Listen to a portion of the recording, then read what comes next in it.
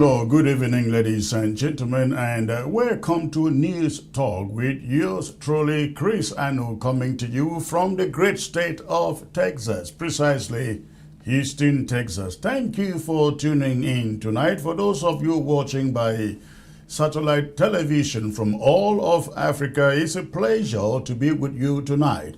And for those of you joining by way of the social media, that is YouTube and Facebook, thank you. Thank you for tuning in tonight. This promises to be very, very exciting.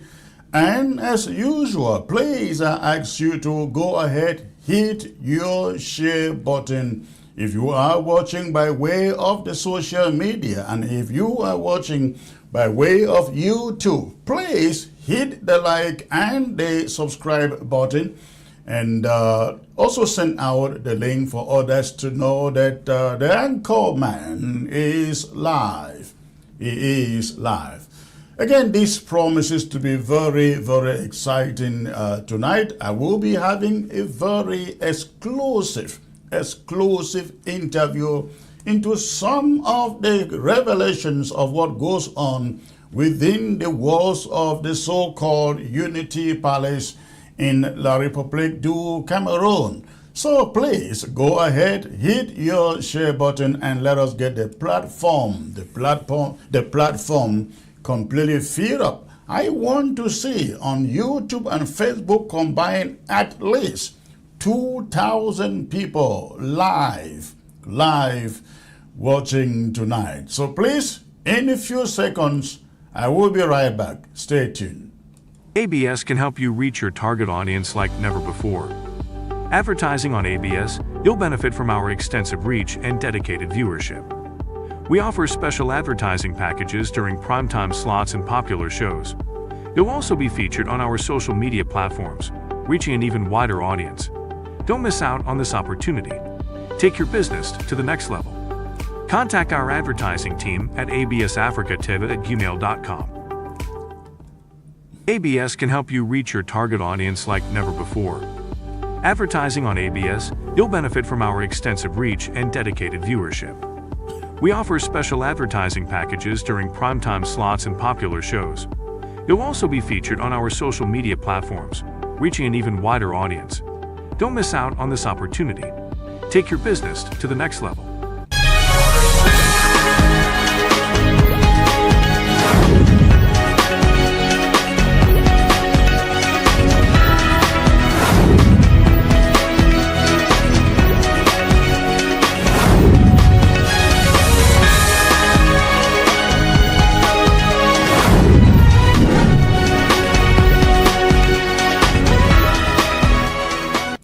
All right, thanks for tuning in, ladies and gentlemen. Again, tonight we're going to be having a very exclusive interview with somebody who has been within the ranks and the fold of the operations in Yaoundé. He is going to tell us exactly how Yaoundé operates and why Cameroon finds itself in the quagmire that it is today, politically, economically, and socially. I will also open the phone lines, of course, to take your calls, and we are also monitoring what is happening in Issa Chiroma's camp. I am talking about the declaration of Ghost Town beginning Monday through Thursday, happening every week in Cameroon beginning next week. That is what we are told is happening. We're going to be discussing all of this and again taking your phone calls. Right now, I will take you into my monologue for the day, ladies and gentlemen, so I can dive straight into that interview. And again, this has to do with a very special guest that I bring to you tonight.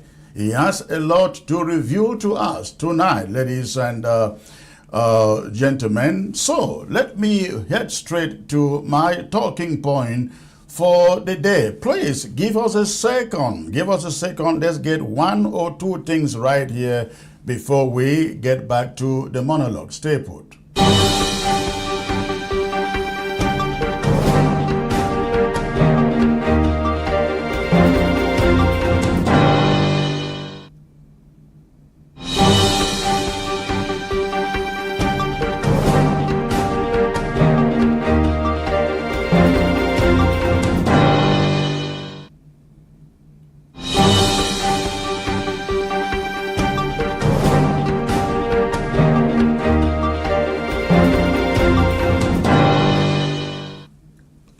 All right, ladies and gentlemen. Again, I take you into my monologue of the day that is titled The Faces Behind the Mask.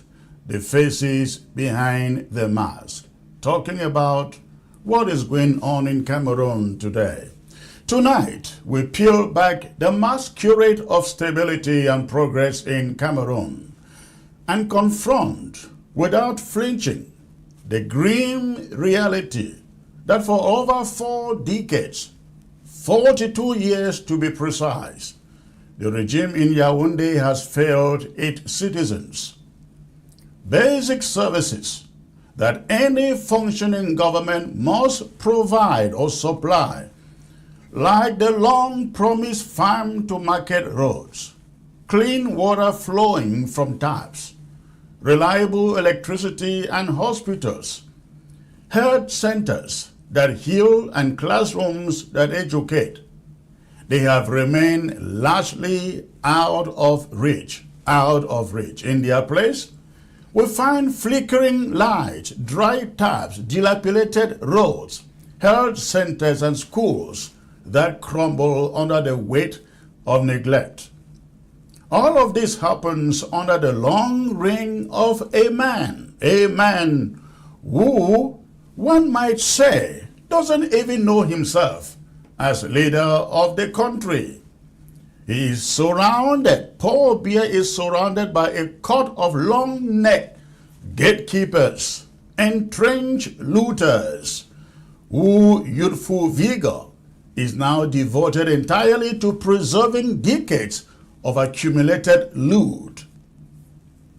My guest tonight, someone who until recently could be said to be a facilitator within those same ranks of destruction, wants to tell it like it has never been told before what happens behind closed doors in Yaoundé.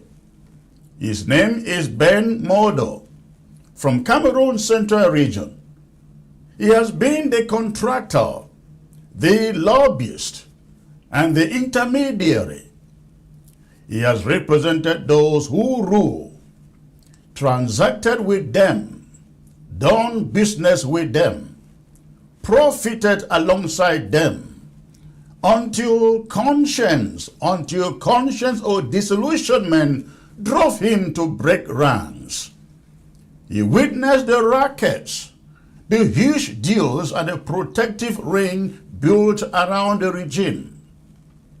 When in May the old players resurfaced, led by Ferdinand Ngongo, Chantal Biya at the fore, touting the candidacy of Paul Biya for the last election, Ben Modo told them plainly, you must shelve this idea.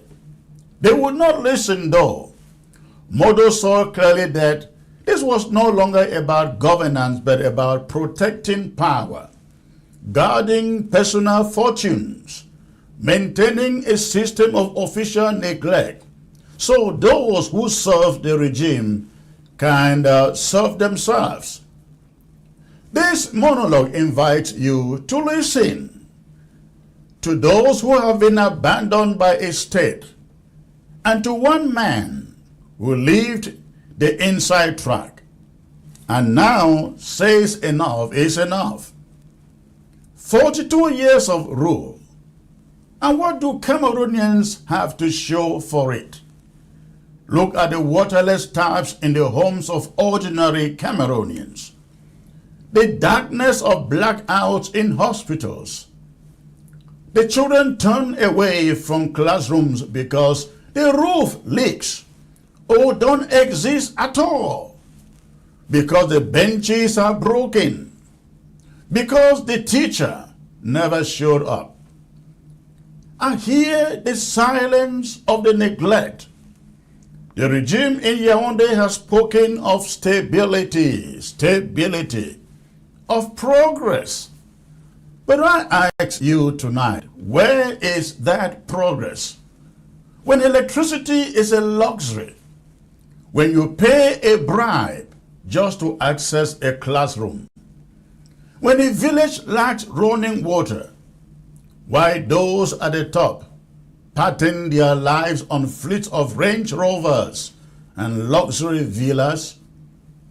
The government creates schools, then pass the responsibility of building the classrooms, recruitment and payment of teachers to the PTA organizations. At the same time, thousands of ENS graduate teachers waiting to be posted. Talking about incompetency here, ladies and gentlemen. Much of this stems from a regime built not on service, but on obedience, not on accountability, but on protection of self and of inner circles.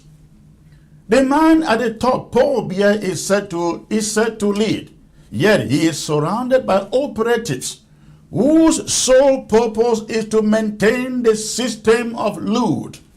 Ferdinand Gongo, Chantal Biya, Atanganji, and others. These names circle like vultures guarding their nest of plunder. They emerge when it's time to remind the president of his continuity. They emerge when campaigns must be layered in ritual. They manage the unspoken order. We take, we protect, we do not question. All the while the citizen is left gasping for water, light, roads, healthcare, and schooling. Ben Mondo was once part of this.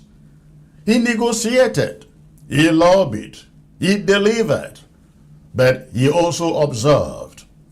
He observed how tenders were inflated, how contracts were handed to favorites, how nothing was built on timetables, how excuses piled up.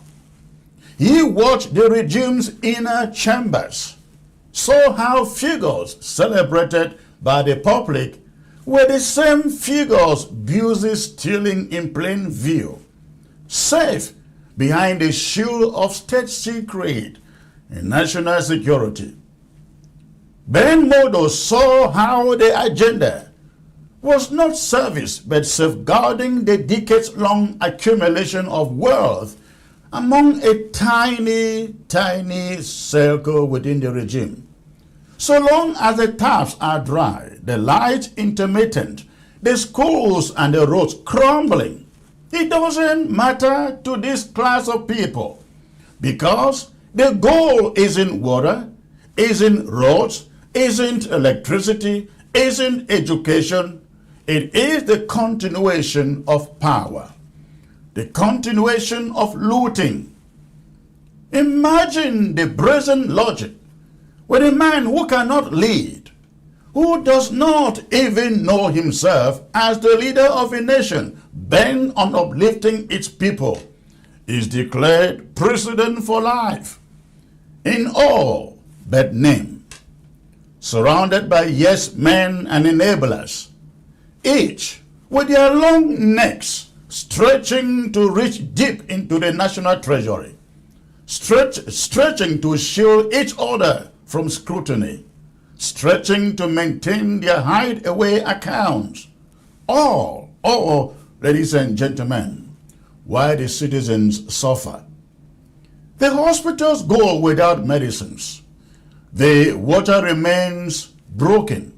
The power grid remains fragile. Why? Why? Because the resources are not for the people, they are for them. The regime functions as a racket, masquerading as governance. And yet, when May came, talking of last May, the same actors resurfaced. Chantal Biya publicly backing Biya'S candidacy, Atanganji mobilizing the missionary, Ferdinand Ngongo pulling strings behind closed doors. And Ben Modo, my guest tonight, the former insider, I would say, told them, no shelf the idea. You cannot continue this charade.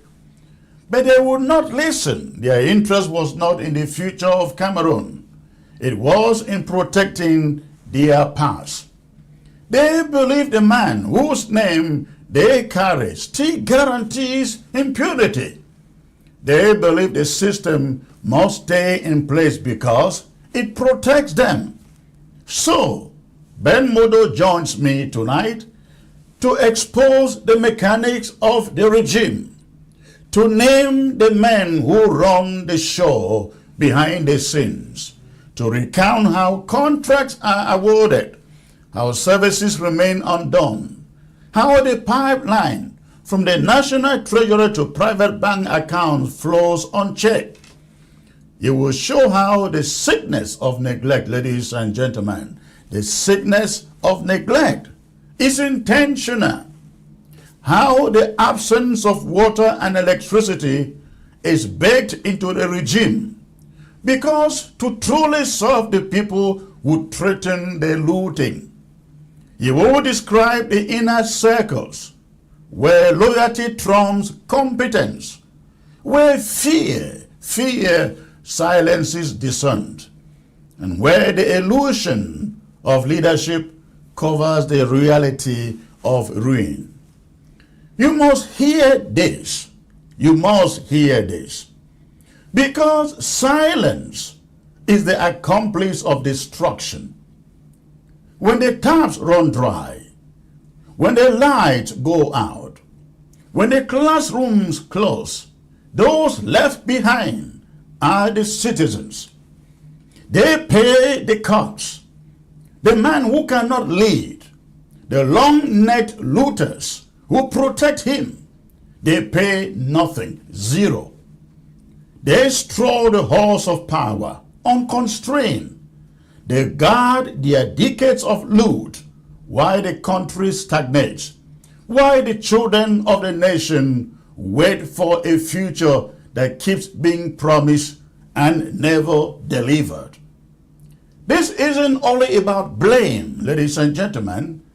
It's about understanding what goes on within the circus, understanding how you were failed and by whom.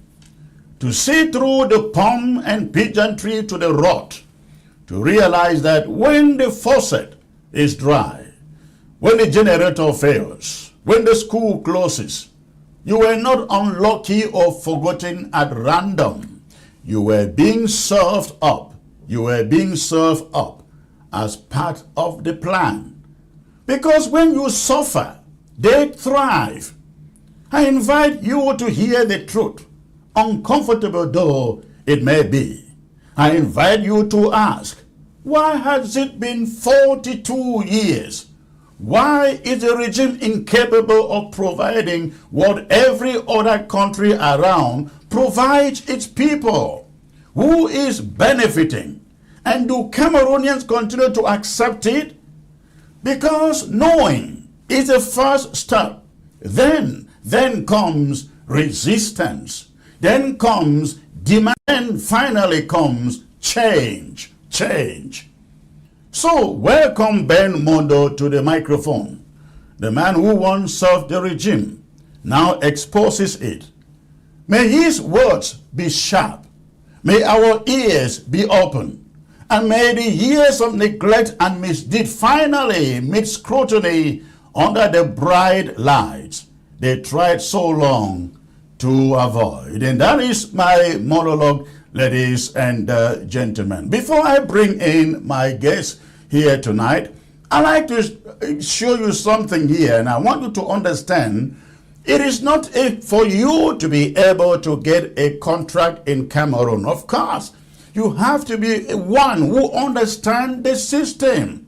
You got to understand the system before you can get a contract in that country. You got to know somebody, or yourself got to be an insider. What you are looking at here is the stadium in Garoua. This stadium was constructed by my guest. He took the contract. He got the contract for this stadium. He built this stadium on the eve of the African Cup of Nations in La République du Cameroun, I think 2 or 3 years ago. So we are talking here of somebody who understands the system, who has been to the presidency, who speaks with Chantal, with Paul Biya, with Ngongo, and you can name the rest.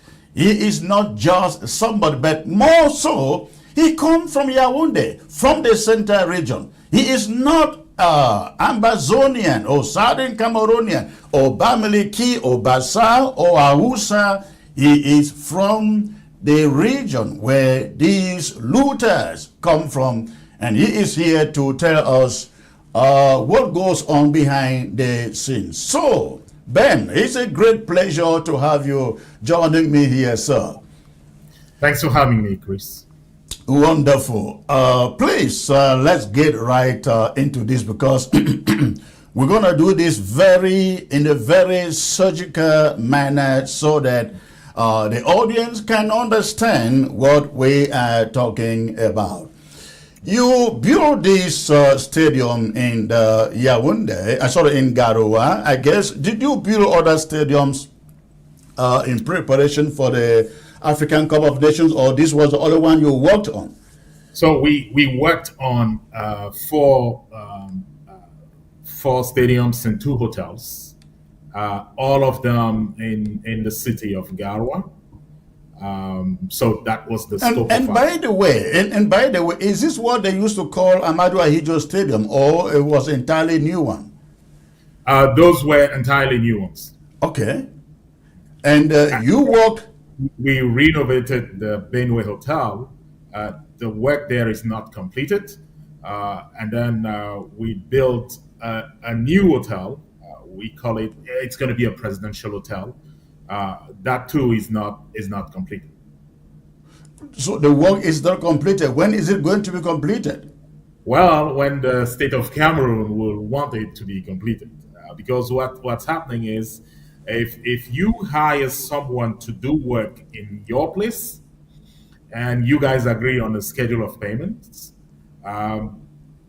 when the person is 20% complete, you have to pay 20% of the contract. When the person is 50% complete, you have to pay 50% of the contract.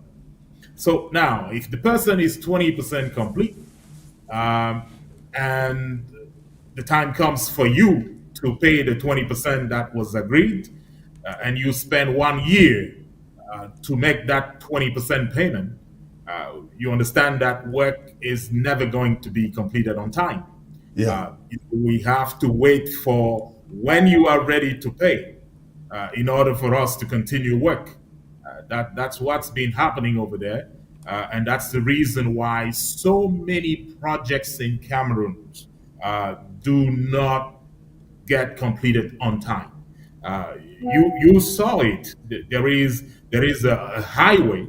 It's supposed to be a beltway around Yaoundé, and that project has been going on for 12 years now.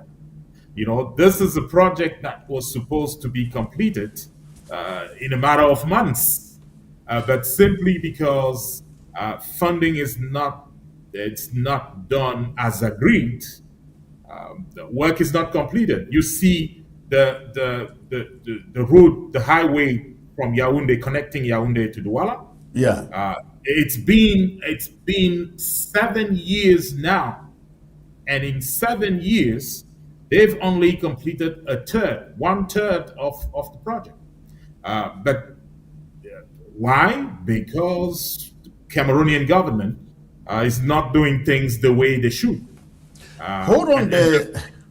Hold on there, Ben. Let me take you back. Now, you come from the central region. Precisely, what's the name of the town?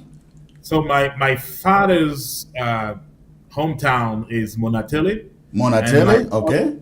Yeah, is Biya not from there? Is that not where Biya comes from? No, he comes from the south region. The south region, right. Yeah. So you come from Monatele, and your mother came, your father comes from Monatele, and my mother comes from Obala. So I'm what is called in Cameroon a tone man. Yeah. So tell me, for how long Because I know we had a very good discussion yesterday, and you told me a lot.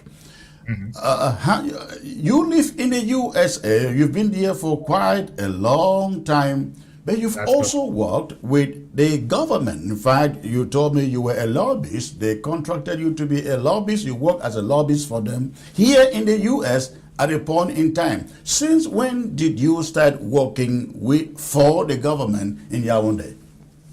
So I helped the government in a few things. I may not be at, I may not be free to discuss those things. I get that. If you are not free to discuss that, those yeah, are I understand that.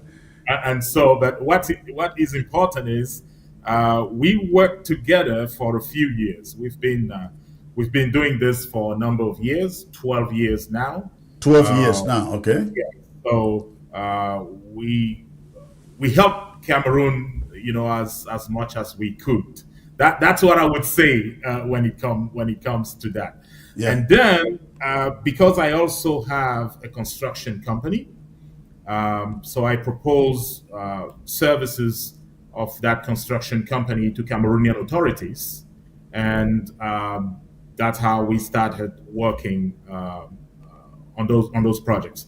For the construction side, though, this was an effort because you said it during your monologue that the way the contracting thing is done in Cameroon, it's really fishy. So knowing that it was so difficult to have a fair competition, what we did was we went through the U.S. Advocacy Center, and so our project was submitted through that, and we had the help from the U.S. the U.S. authorities, and that allowed us to be awarded the contract, because otherwise it would have been impossible. You said it very well. If you don't bribe, if you don't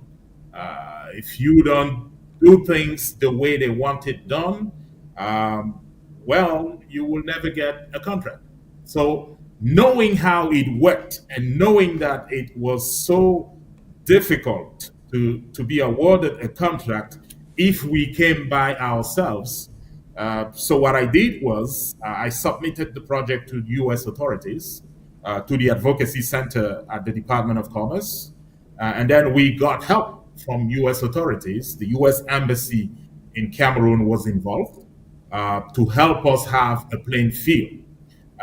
So even despite the presence of U.S. authorities, it was so complicated because they still went ahead, despite the fact that they knew who I was. They still went ahead because there are things they couldn't do with me, and so they decided to award the contract to a Chinese company. So, and before awarding you this contract, you had already been working with them diplomatically, Exactly. isn't it? So Yeah. why was it so hard for you? Number two, you come from Yaoundé, you know Ngongo, you know all these people. Why was it hard for you? You have to understand how Cameroon works. This is one of the most dysfunctional systems you will ever find. There is a president. Everybody knows the president is not the one really deciding for the country. And under the president, you have 3 or 4, I would call them vice presidents in their sectors. This is one example. So if you are having a judicial problem in Cameroon, and Mr. Laurent Esso is against you, chances are you are done. Why? Because he's the president when it comes to judicial matters. Okay. And so it's the same thing if you are talking about defense. If Yeah. you are talking about defense, and someone like Galaxy Toga is against you, you are done. So he's acting and he's functioning as the vice president there, even though he's not the minister of defense. Yeah. He's just the secretary, and so, but he's more powerful than his minister.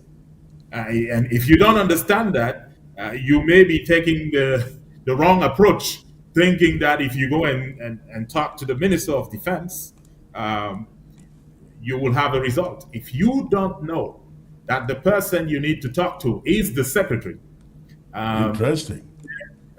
time will be wasted. And then when it comes to financial matters, the real president of Cameroon is Mr. Motaze, who is Minister of Finance, and he's also the president's nephew. So Okay. he has direct access to the president. So when it comes to financial matters, he is the president. And then you have the president, the president of everything else, Right. who is Mr. Ngongo. So if you don't Oh, understand Ngongo is a president of everything else.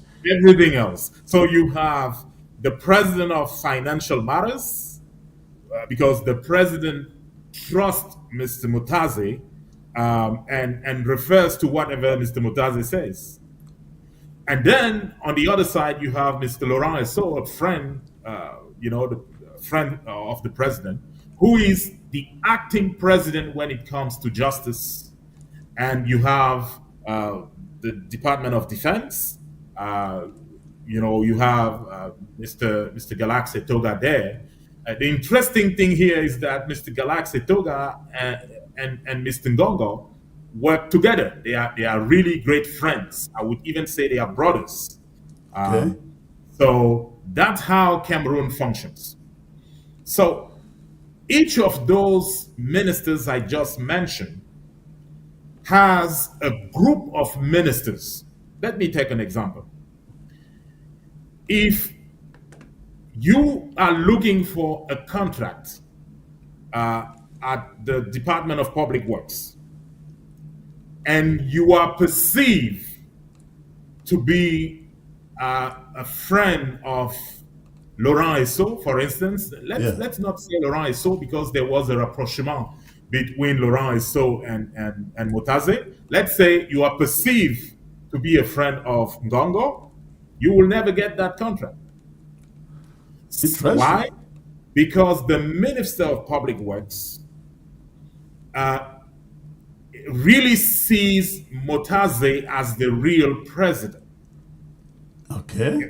You understand? Yes. So, and he knows that if he's minister because Motaze wanted him to be minister.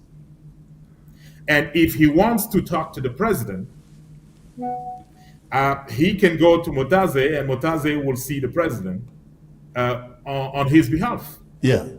So this is a very dysfunctional government, and that's the reason why nothing works. There is a problem. People know there is a problem, but who will be the first to solve the problem? Because they are fighting. Those four people, have formed two camps. You have on the left, you have Ngongo and Galax, Etoga. And then on the other side, you have Motaze and Laurent Esso. So if you are perceived as someone from the other camp, chances are, if you are looking for things in half of the ministries, you are not going to get those things. And the same thing, is true when you go to the other side. So it's a very dysfunctional country of people who know the truth. They know Mr. Biya is no more the president. They know that. So, and they understand that in order for them to stay where they are, they need to make people believe that Mr. Biya is still in charge. That's the only thing they agree on. Okay. Beside that, there could be a very big war if one camp tries to remove the other. So knowing what is happening, nothing can evolve because they both have the capacity to block each other. And that's the reason why Cameroon needs a new president, a new system, someone who's not tied and blocked by those gangs that are fighting around the president. If Cameroon doesn't get a new president, you just forget about Cameroon. It's going to be total chaos. So when you have these different groups and each person fighting for his own interest, protecting his or her own interest, when it comes to a situation like the elections that just took place, how do they agree? Because you see different interests. They all come together, Chris.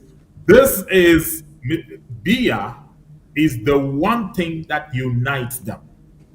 You know, if you, because they understand that if Ngongo becomes president, trust me when I tell you this, Laurent Esso is not safe. Okay. And if Laurent Esso becomes president, Ngongo is not safe. So you basically have two countries within a country. And depending on where you are, the ministers that belong to Laurent Esso's camp do everything they can to stop those other ministers that are from Laurent Esso's camp. So it's just a real mess, and the only loser in all of this is the Cameroonian people. Because you have the people in between, they need water, they need power, they need to be able to take care of themselves, they need jobs. They don't have that. Why? Because you have those two groups up there fighting for power, not power to help the people. They are fighting for power to stay in power, to be able to submit others. It's just a bizarre situation. And then lately, they started, they know Mr. Biya'S is no more fit to be in office. So, and they know that if the people protest, if the people stay firm and determine that Mr. Biya must go out, they know there is no argument. Mr. Biya will be out. So what do? They are now planning to kill other ethnic groups, other people originating from other regions, just to stay in power. And that is very unfortunate. And that's why we say we are not going to let the genocide that is currently being prepared in Cameroon, we are not going to let it happen. Let's look at the dynamics within A2D, the presidency, because we've heard so much about Frank Biya. We heard so much about Chantal Biya and Ngongo, these three axes. At a point in time, we hear Frank Biya is with Ngongo, but we also hear that Chantal Biya is very much against Frank Biya eventually taking over power. Which one is which? Well, it's what you're saying. It's partly true. You have the first lady, Mrs. Chantal Biya, who pretty much likes Mr. Ngongo, so and supports the man. And then you have Frank Biya, who is close to people like Motaze. Remember, they grew up together. They grew in the same house. Mr. Biya, Mr. Frank Biya, and Mr. Motaze. Many people don't know this. It's that Louis-Paul Motaze, the Minister of Finance, grew up in the same house with Frank Biya.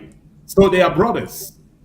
You see? So and so Frank Biya tends to be close to Motaze, and that is complicating things within their inner circles because they have groups within their group, and that doesn't help, especially since all of them are doing such a bad job.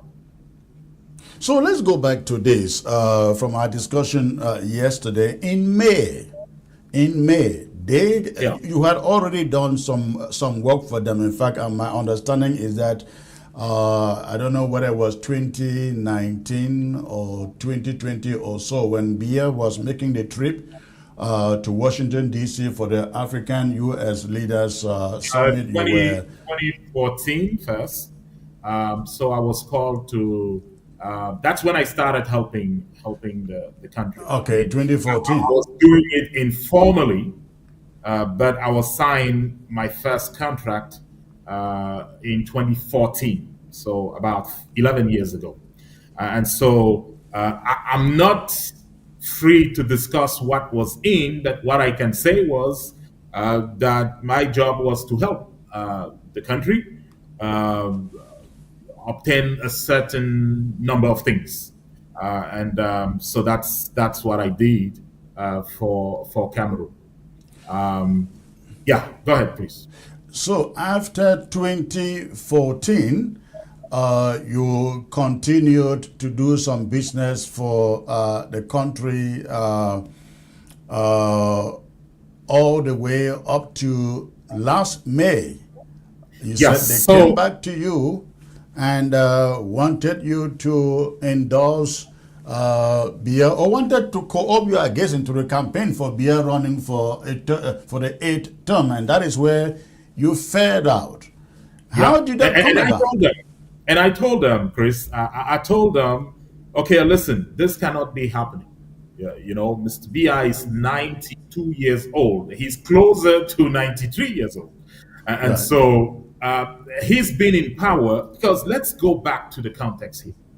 This is a man who's been minister. He used to be minister and was minister for 13 years.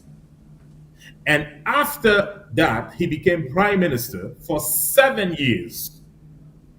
And after that, he became president of Cameroon and has been president for 43 years. So if you put all of that together, that's 63 years, Chris. Yeah. And he's 93 years old. And there are people who seriously thought that it was a good idea to come back to Cameroonians and convince Cameroonians and convince the international community that somehow Mr. Biya is the right man for this situation. I mean, this is unbelievable. It's insane to even think that in a country where you have so many young people, over 70% of the country is less than 35 years old. Right. And in such a country, the solution you have for 7 years is a 93 years old man who's been there for 63 years, and the country has no power, the country has no potable water, the country has no real health system. 96% of Cameroonians have no jobs. Their unofficial numbers say 76%. Those are their numbers. The National Assembly, they said it's 74%. So, if they are telling you it's 74% officially, this number must be close to 96, 97%. Right. So, with such a record, how can reasonable people, normal people, come back and have the courage to say the guy who is the solution is the same man who's not been able to give power, potable water, a health system, roads, and jobs to Cameroonians? It's just insane, man. It's insane. But they seem to believe that he is the solution.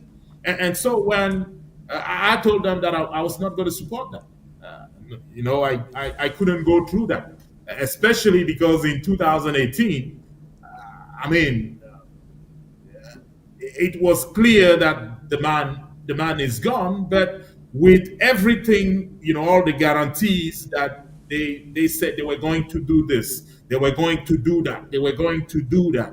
The people were going to be better by 2025. But when you look at 2018 and you compare to 2025, well, Cameroonians are worse off than they were in 2018. Right. And they are now saying they need another 7 years. 7 years to do what? What can they possibly do in the next 7 years that they haven't done, in the last 43 years? I believe that this is an insult to the Cameroonian people. It's an insult even to the international community. Cameroon now has the oldest president on earth. Can you believe that? Right. This is a man who cannot take control of himself. He cannot. He needs help to eat. He needs help to work. He needs help to think about it. He needs help.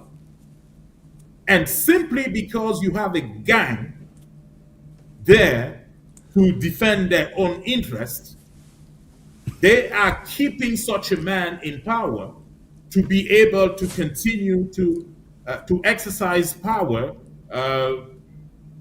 care of Mr. Biya. It's unbelievable, and they are not even doing it rightly. Now they are planning to kill Cameroonians. They are planning to have a genocide conducted simply because they know, they are fragile. They didn't win the election. The army voted for Mr. Chiroma.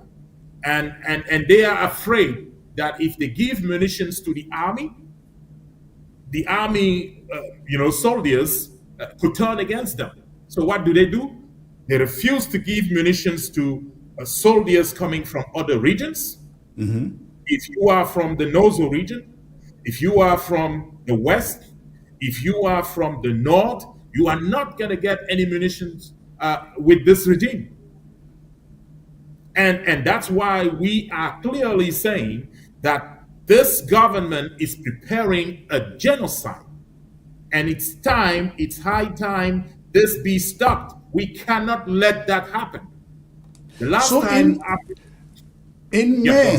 In May, while they were preparing for the campaign and endorsing Biya for another 8-year term, who precisely contacted you? Ngongo, Shanta, who contacted you? I'm not gonna give the names. I'm gonna tell you though. Okay. I told Mr. Ngongo that this cannot be done. It shouldn't be done. I told other people around him that this cannot be done. I told Mr. Baboke, he's one person we've been forgetting. He's also one of the biggest and highest insiders there. And I told them, okay, listen, this cannot be true. The president needs to retire. This country cannot go through 7 other years of Mr. Biya. If this is done, there is no country. There is no country in 3 years. There is no country in 5 years. Because the people currently in charge don't care about the people. They care about their power.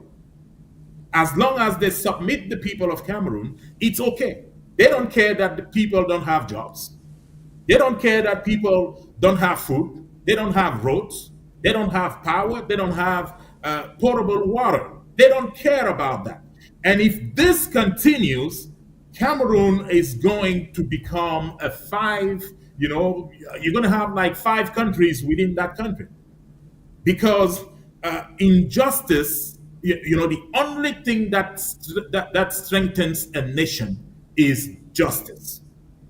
If injustice becomes the rule, such a country cannot continue to survive. People will want to live. Who will want to stay in a country where injustice is the rule? No one. No one. And that's the reason why we are telling the international community, okay, listen, this has been going on for too long. It has to stop. The international community needs to step in.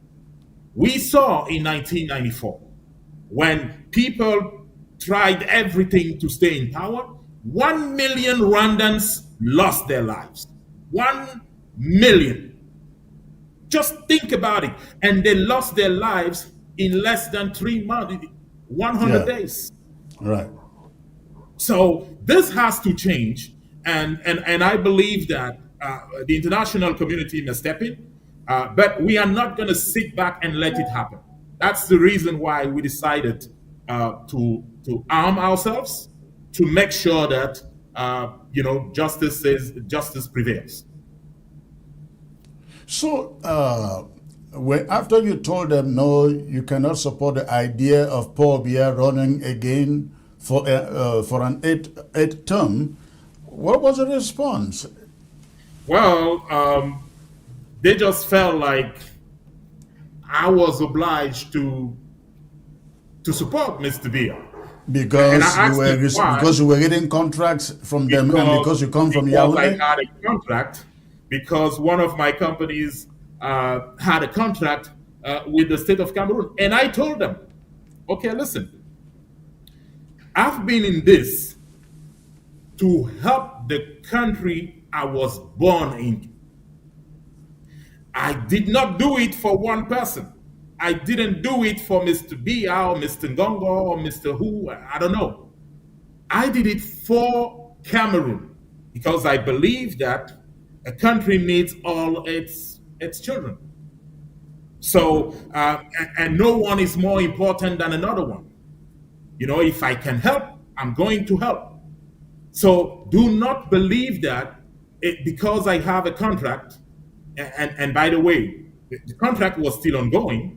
And so, because we still had over 12 billion to be received. And so they felt that, well, it was enough for me to stay quiet. By the way, how much was this contract that you had to build the stadium?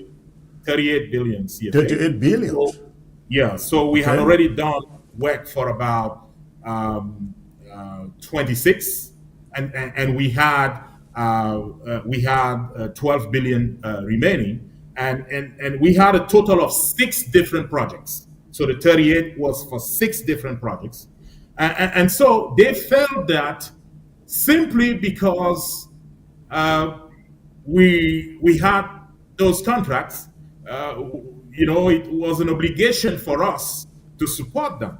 What they don't understand, when you are a government worker, you don't work for the government and think that, hey, it's because of the president that you are there.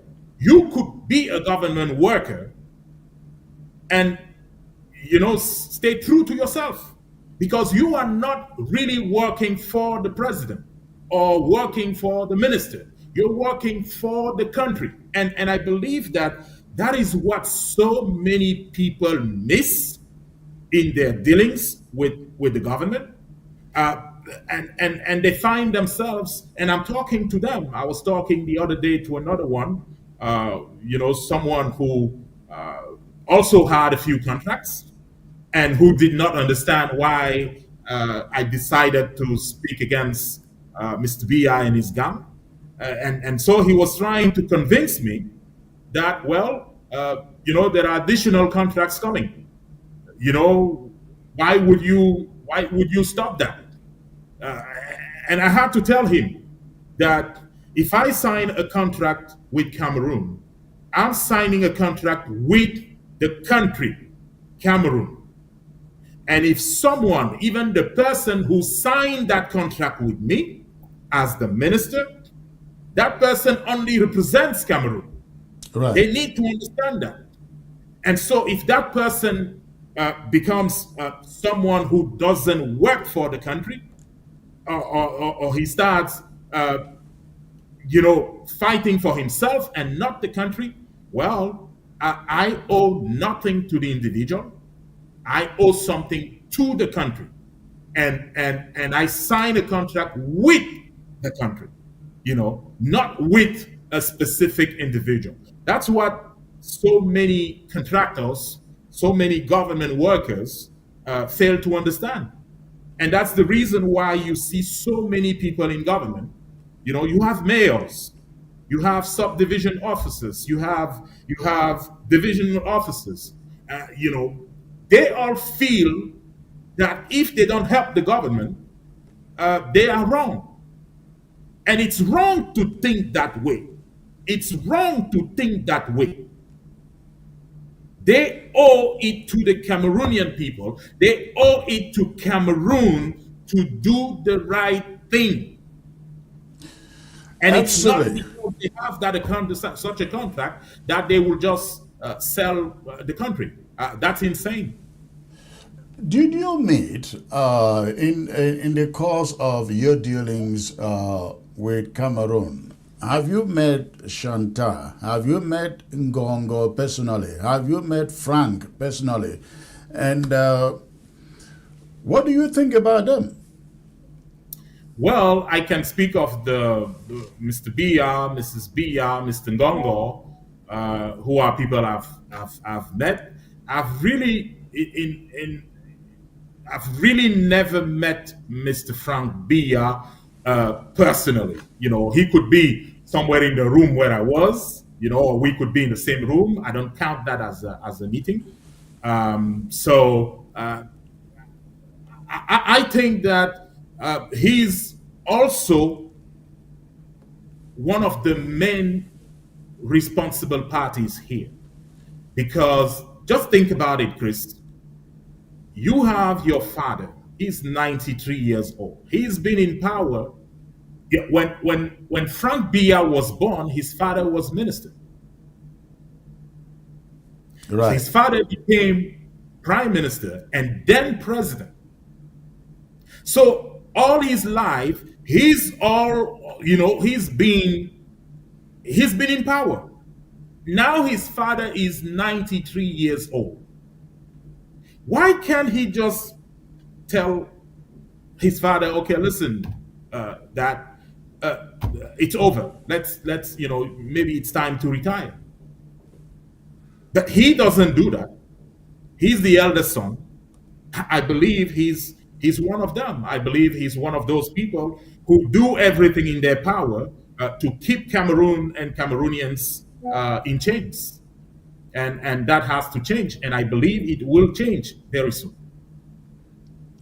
So you got this contract to build a stadium in Garoua. We have learned of the bureaucracy involved in getting contracts in that country. How did you get your contract? Is it because then you were closer to them, you were talking to them, you were working with them? But walk us through the process, how you got a contract of 30 billion.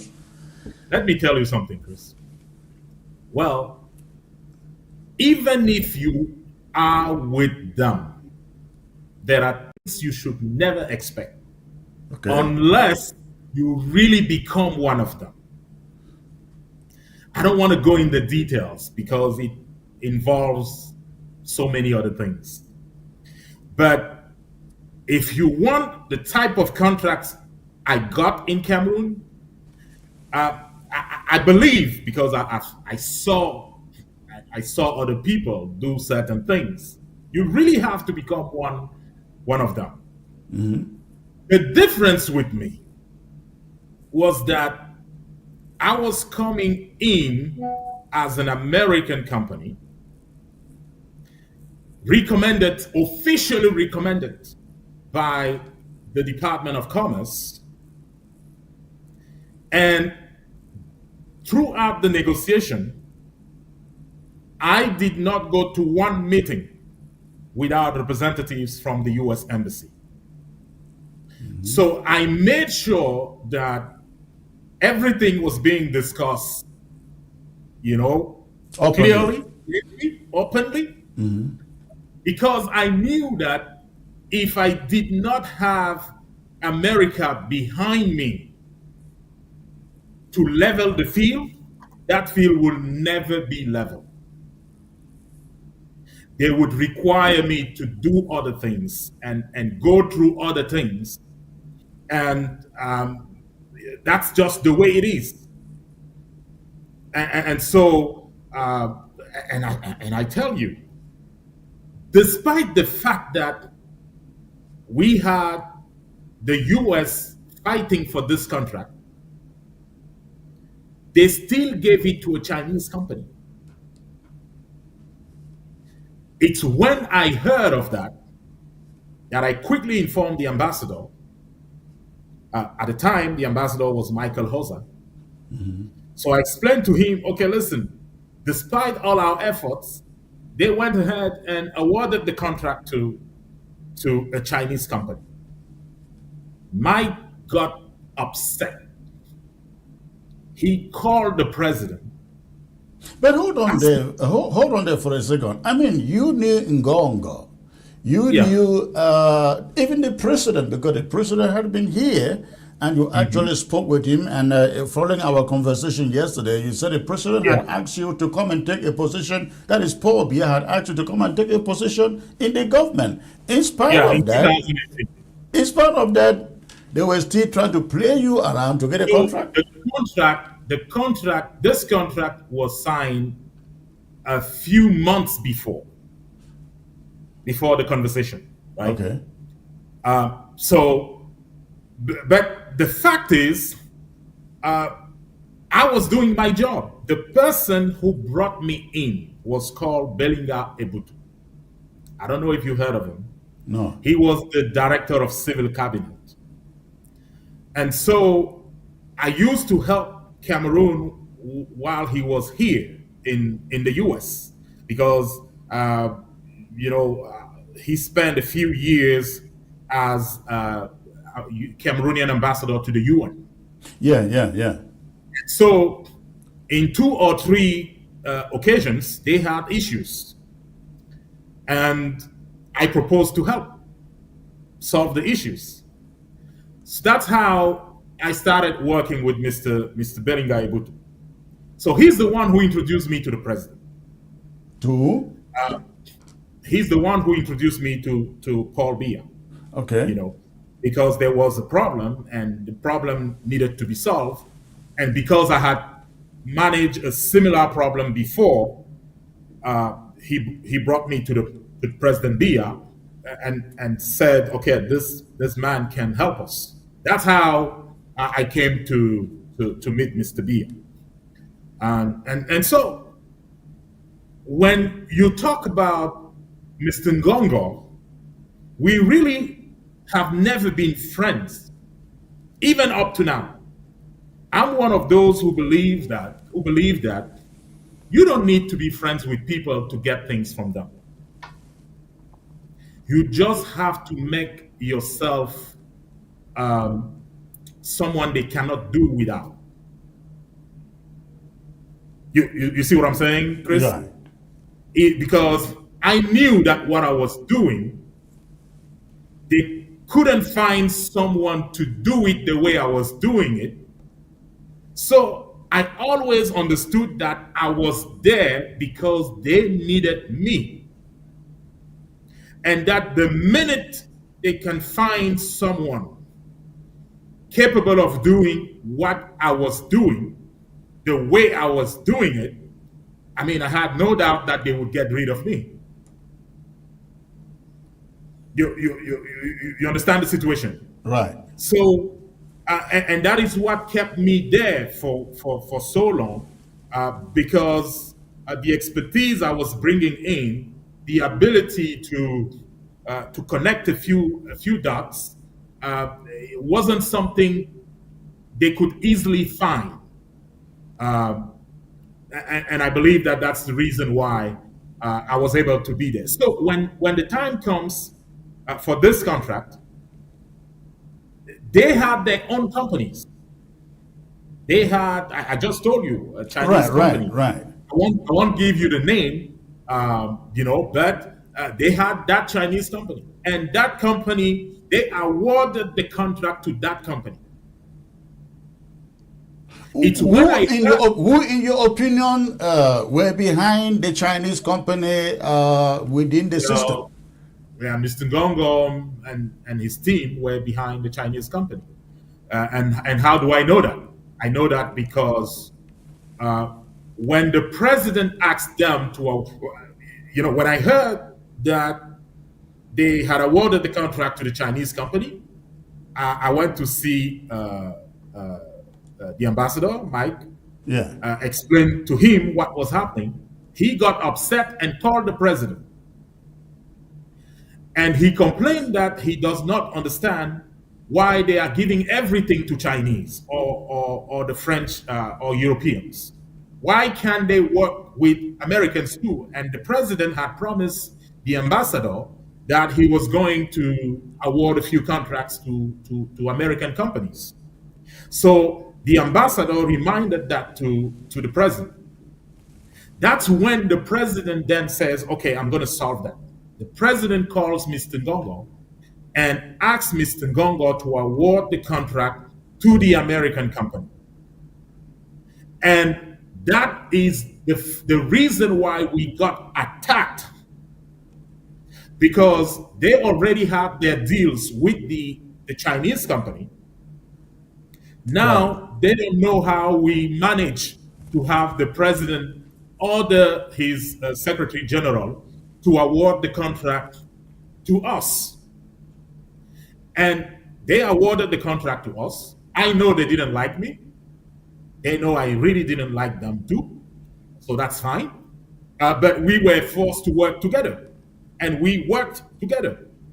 So when the contract was then re-awarded to me, after the award to the Chinese company, because they took it from the Chinese company the following day and awarded it to me.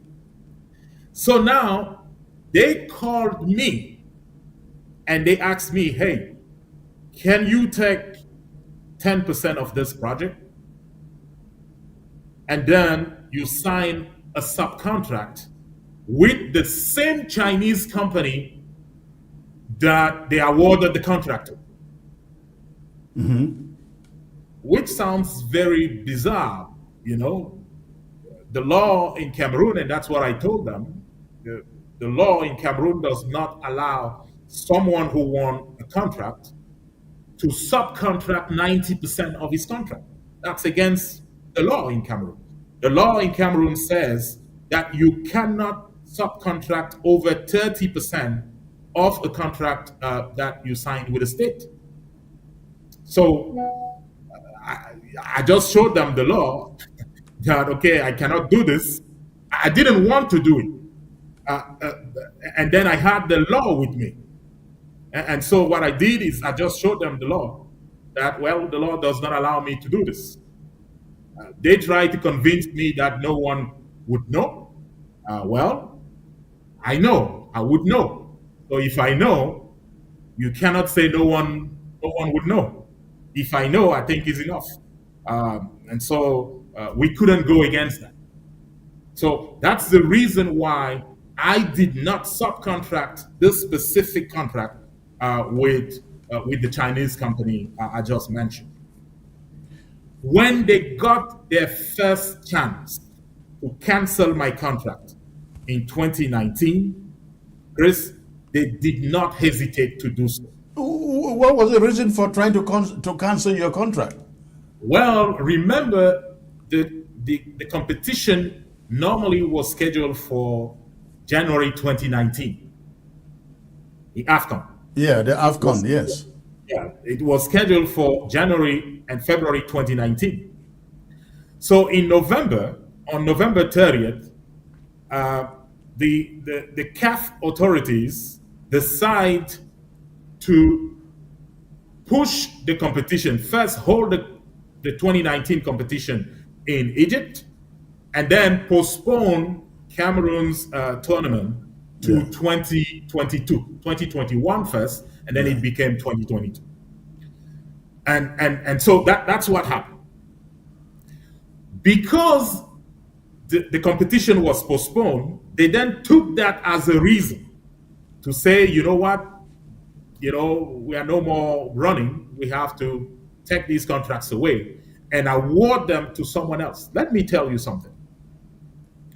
When they cancel our contracts, our contract for the Benue Hotel was for about 11 billion. So when they canceled that, they awarded it to another company, this time a Cameroonian company. But what was, again, I didn't get the reason why they canceled the contract for you. The competition was postponed. Okay. So we now had 2 years to prepare. Yes. Like 2.5 years Right. to prepare. And so they felt that because they had time, they were safe canceling our contracts and awarding that contract to another company. So I just took you an example for the Benue Hotel. They canceled a contract of 11 billion CFA that had already been executed for over 60%. Right. And they awarded that contract to a new company for 23 billion CFA. Wow. Think about it. After they awarded the same contract to you for 32 billion, and you've done half of the job. I told you, the 38 is 6 different projects. Yeah. And one of those projects was the extension and construction of a hotel. So that specific contract, within the contract, that specific project was awarded for 11 billion CFA. We had already done 60% of the work. So we had 40% of the work remaining. So they canceled that contract where we have left about 4.5 billion, something like that. They canceled that, sign and award a new contract to a new company, and the amount of that new contract is 23 billion CFA. So they were giving 23 billion CFA to a new company to complete 40% Of the job left. of the job. So when we saw that, hey, we took them to task. So what did we do? Well, we went through the embassy, contacted the president again to tell the president, hey, listen, how is it possible that a company that only has 4.5, maximum of 5 billion left to complete its work, you guys will take away that contract to award it to another company for 23 billion CFA. How is that possible? And sure enough, the president asked them to cancel that contract and give us back the contract. So that's how we got awarded the contract a second time. So as you can imagine, there's been some fighting going on, but it's gentle. It's not, it wasn't that peaceful. It wasn't that peaceful. They knew that if you come against us, we will come after you. So essentially, apparently you got the contract because you had the force of the United States, the U.S. ambassador then exactly. behind you, not necessarily because you are an insider, because again, you and that's you what are I not keep saying. That's what I kept saying, Chris, is that people have the feeling that it was because of Ngongo. I'm telling you, Ngongo had a Chinese company. And we had to go through that Chinese company To do what? to win that contract. We had to beat them to win that contract. So let me tell you something else. When the contract was awarded to us, the Secretary General had to sign a letter to us informing me that we won the contract.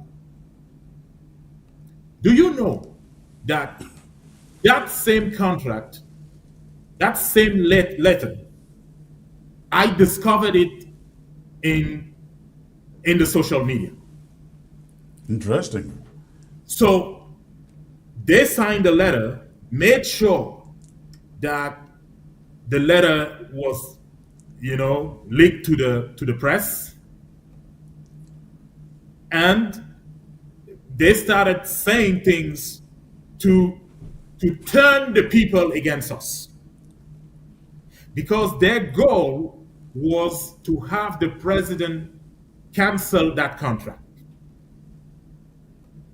And it almost got canceled. I'm telling you, Chris, if we did not have Ambassador Michael Hosa in Cameroon at that time, that contract would have been canceled. So it's a grace. It's God's grace that we had someone like Mike Hosa in Cameroon who could pick up his phone, talk to the president directly, tell him, hey, we need to be fair here. And that's what saved us. So if I may ask, Sure. we had so many other stadia, like for the one in Douala, the one in Yaoundé. It took them forever to complete it, to meet the deadline for the competition. What was going Correct. on? Is it that the contractors were going through the same things you were going through, or what? See, the problem in Cameroon is that as long as you work with your money, it's fine. When the time comes to pay you, then you will hear of conditions. You'll have people tell you, okay, listen, in order for me to help with this payment, you have to pay 10%. You have to pay 20%. I was asked that. 20%. 10% in my 10% case. of 32 10%. billion, or of a certain amount. I mean, of each payment, you've done work for, let's say, 10%. Yeah. You have to bill the government because you have to work first. Yes. So you find the money to work first. And after working, you now submit an invoice. The bill, yes. That bill, the government needs to pay. So imagine that.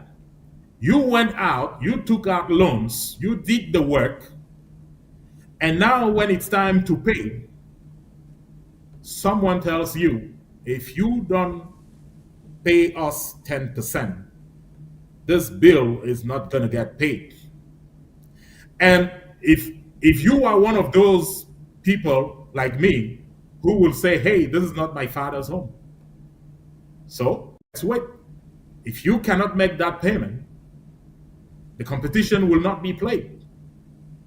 So I'll sit back until a commission, an African commission comes in, sees that work is not going through, and turns to the government and says, hey, we are going to remove this competition if you guys don't finish this occasion. I'm going to tell you, when the African delegation says that, then they will have a payment. They will make a payment next, in the next 2 days or 3 days. They are forced to do that. Let me tell you something. It came to the point where, in order for us to get paid, I had to deal with the Secretary General of the CAF organization. So I had to tell him, because I clearly told them, okay, listen, these guys don't want these stadiums to be completed. They want us to bribe them. And I told them I'm not doing it. So I'm telling you, we are not going to be ready if you don't help us. You know what Mr. Musango did? No. Mr. Musango, who was, I think he's still the Secretary General of CAF, he gave me his number and he told me, if you submit a bill and that bill is not paid within the timeline, call me. Tell me, and I'm going to schedule an AFCON Committee meeting. A committee to come down to Cameroon just to solve your case. This is how we did it. Cameroonians don't know this. This is the first time I'm telling this to someone. So many times you had unscheduled visits from the AFCON delegation. Yeah. They were coming to help us solve a problem. You know, because Yeah. otherwise we would have been forced to pay bribes to the Cameroonian government. That's how we evolved. And that's the reason why the minute they postponed the competition, well, they canceled the contract.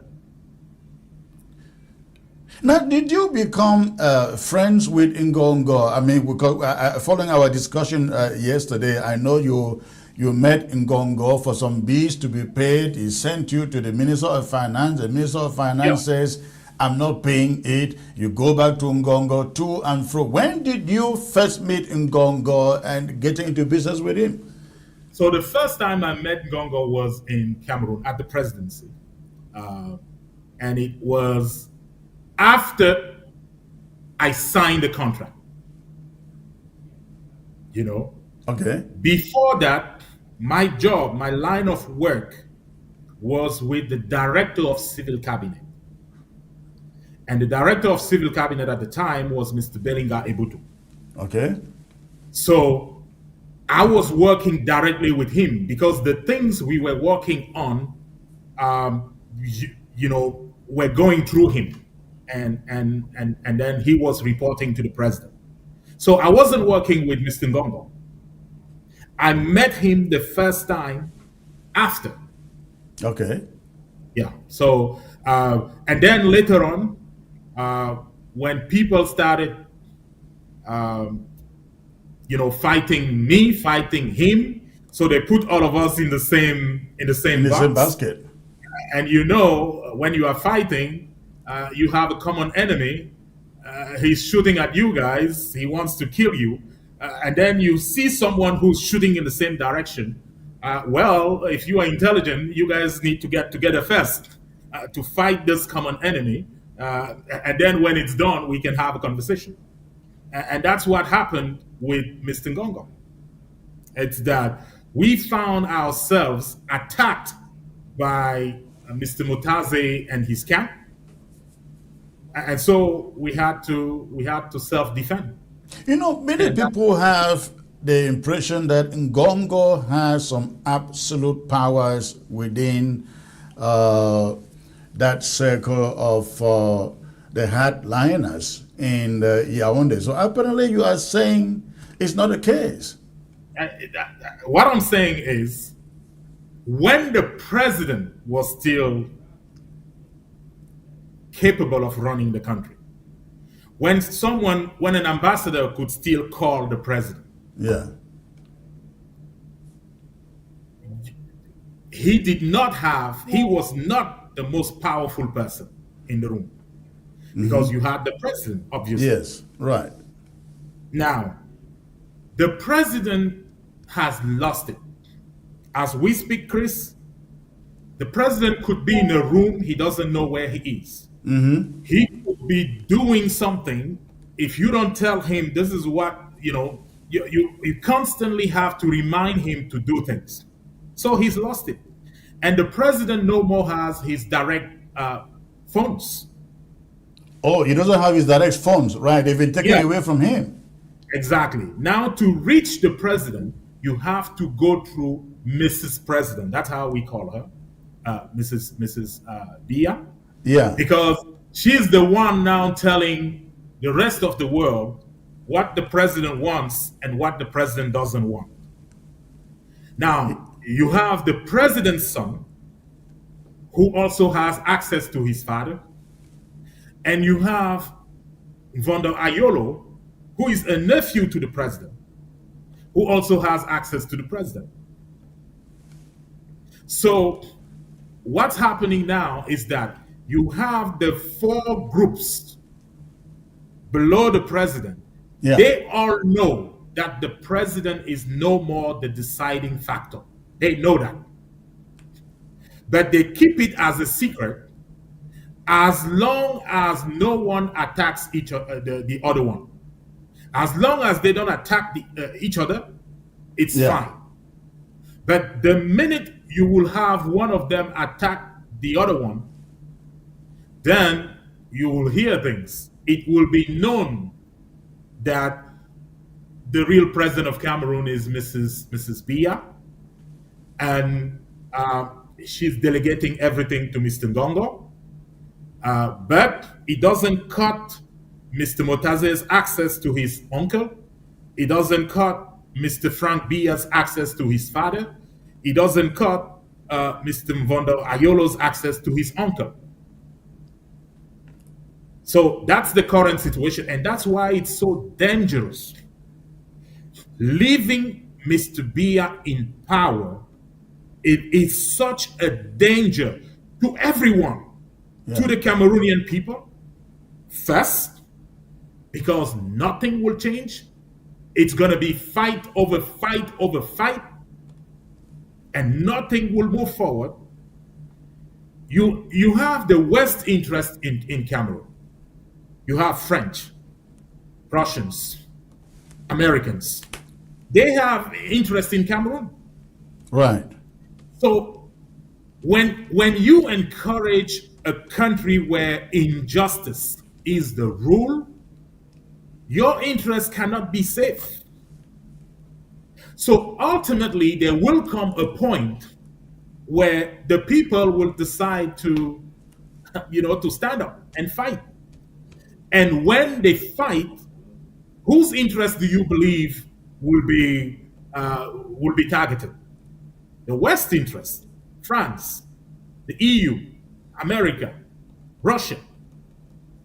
Their companies will suffer. So even for them, it's such a bad idea to keep Mr. Biya in power. Not only the man is doing everything to commit a genocide, so that is bad for the Cameroonian people, but it's also bad for the international community. Why? But the question remains, is Biya actually the one doing this? You just said the man is so old, understands nothing, his phones have been withdrawn, his phones have been taken from him. Yeah. So it should be somebody. It should be somebody behind the scenes doing this. Who is that? I just told you, Chris. You have Mrs. Biya. She has direct access to her husband. She speaks for her husband. You have Mr. Frank Biya. He has direct access to his father. So there's something particular with him, is that he likes acting in the background. You have Mr. Mvondo Ayolo. He has direct access to the president sometimes. So he knows what is going on. And then you have Mr. Motaze, who has direct access to the president and sometimes. And so those people, the group Ngongo, also has direct access to the president. How about Atanganji? Does Atanganji have direct access to the president? No, Atanganji takes his orders from Ngongo. He's the one. He's the one directing Atanganji to go A or B. Atanganji is just a zealous man who is trying to keep his job. Right. And he believes that if he's asked to do 10 and he does 20, his boss is going to be happy. So he's out there threatening people, saying all kinds of things. But at the end of the day, he's reporting to Ngongo, who is the ultimate responsible. So Because he, who within the circle of Ngongo, Ayolo, Chantal, Frank, Motaze, who wields more influence and power within that circle? I would say Mrs. Bia, Mr. Ngongo, if I had to be pressed to tell you right now who is the president of Cameroon, I would say Mrs. Chantal Bia is the president and Mr. Ngongo is the vice president. Unbelievable. So That is you have a quite. situation Do you where, think? Do you think? Now you met Chantal, right? yeah. Describe him. Describe her. Sorry. Well, I mean, she's a nice lady. She's a nice woman. I remember when we met, it wasn't we were not fighting, right? And so she's a nice woman,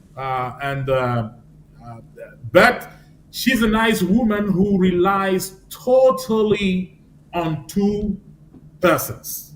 Number one, Mr. Ngongo. Number two, Mr. Baboke. So if you want Mrs. Bia, the president, because let's call her what she is. If you want her to make a decision, if you want her to decide on something, the two people you have to convince, at least one of them, is either Baboke or Mr. Ngongo. So she is the president of Cameroon right now, but she's not deciding.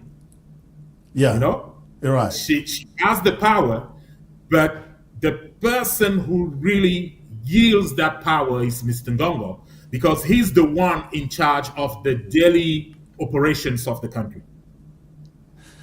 How educated is Chantal? Did you go to the university? Well, I don't know. I don't know if she went, but I'm not gonna go there, Chris. Okay. You know why I'm not gonna go there? Because No. I believe that any reasonable person who spends time with someone, you know, who a man of power, Yeah. that person should learn by experience. And so it's always a miscalculation to underestimate that person because Right. she's heard so many things, she's been in so many meetings, she knows how it works, she knows who to talk to. So Right. when it comes to that, education, doesn't really count. Do you think that Chantal she's nursing the ambition of becoming president? At one time, I believe I told one of my friends that I thought she wanted to be president. You know, I told someone that, and I didn't say that today. I said it in 2015, 2014, 2015, because the actions we were asked to run for her, I mean, it gave me particularly the impression that maybe she wants to be president of Cameroon someday, you know, just maybe. But that was a long time ago. I don't think she has changed. I believe that she can see the landscape, and maybe she convinced herself that standing as Chantal Biya, president of Cameroon, will not be accepted. So. And then she concluded that maybe it's wise to just go through someone else. But at the time, back then, 10 years ago, I really had the feeling that there was something, going on. So, do you think that Chantal wields such influence as to be capable of convincing Ayolo, Ngongo, Motaze, and the rest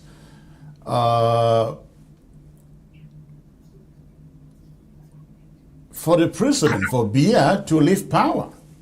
If she Well, says the time is up, so you think others will just flow? let me just tell you what a diplomatic source in Yaoundé that has met with the all the people involved after the crisis, after October 12th. So I'm just going to tell you, without naming the person, what I was told. While I was complaining, the person said that there are two persons that, if they are not here today, I believe that the president is out within 2-3 days. And he named the two persons. Okay. One of them was Ngongo, Uh-huh. and the other one was Vondo Ayolo. Ngondo Now, Ayolo, I wasn't part of the conversations he had. But coming out of those conversations, this source had the strong feeling that the people really holding Cameroon hostage and who are ready to go through hell, for this are Mr. Ngongo and Mr. Ayolo. And I asked the person, what do you think of Mrs. Biya? And the person told me that he or she is confident, because it could be a man or a woman, and it wasn't necessarily in English. The conversation took place, that I can say, in another language. So the person told me that if Mr. Ngongo and Mr. Vondo Ayolo are not in the room, the diplomatic representatives, they felt confident that they could convince Mrs. Biya and Mr. Biya to leave power. That was what was said to me just a few days ago. So tell me, there's been war going on for 9 years now. 9 years. Yeah, that's a long time. In Ambazonia. What have you heard from the Ngongos, the Shantas, the Ayolos? Did they ever contact you in the U.S. to do work on their behalf over this war? So they refuse to. In a few instances, I had a conversation on this.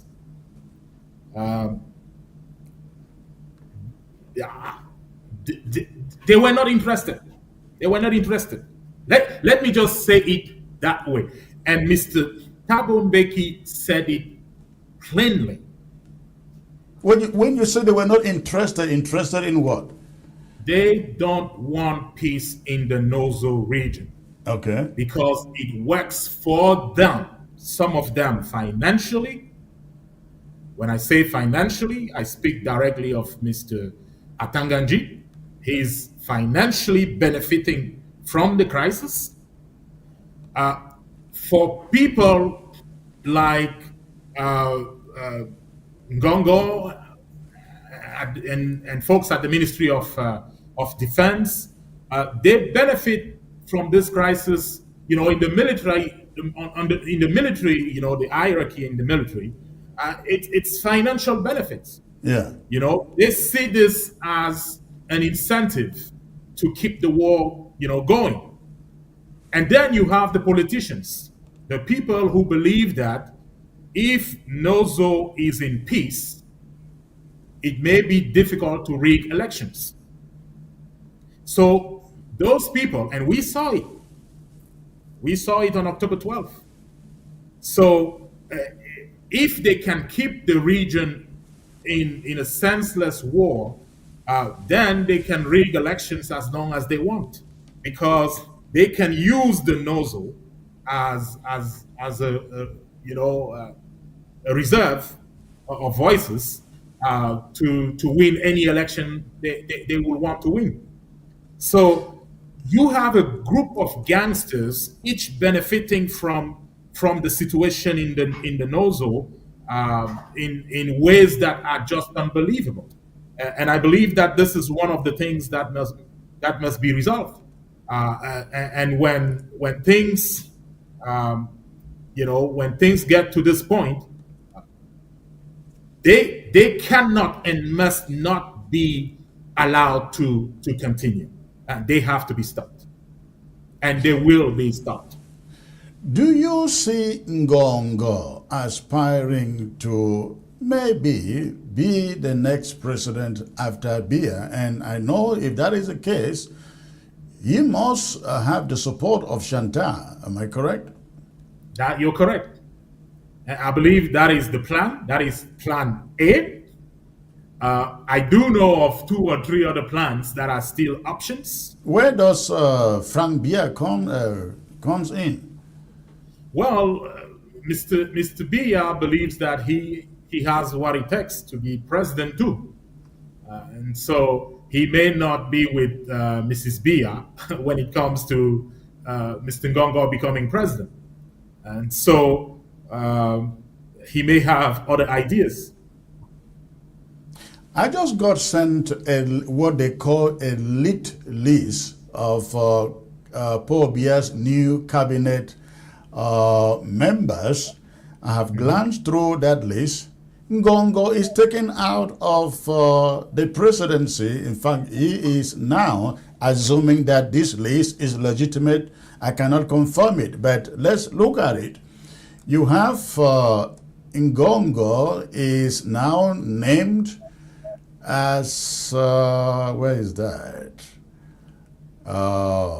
Let me see. So Ngongo is now Minister d'État de Relations, that Minister of External Relations. That is a new, assuming that the list is legitimate, is legal. I can tell you that it's not. Ngongo is now named the Minister of External Relations, and the Vice President or the Prime Minister, according to that list, is one Manuada Malachi. Vice Prime Minister is one Fai Yengo Francis. Now, one interesting thing to note here is that Atanganji does not feature in this list. That is, again, we cannot confirm whether this list is legitimate, is true or not. But if it is true, Ngongo is no longer at the presidency. If he was that powerful in the presidency, who will take him out of there then? So, Chris, you have to understand how it works, right?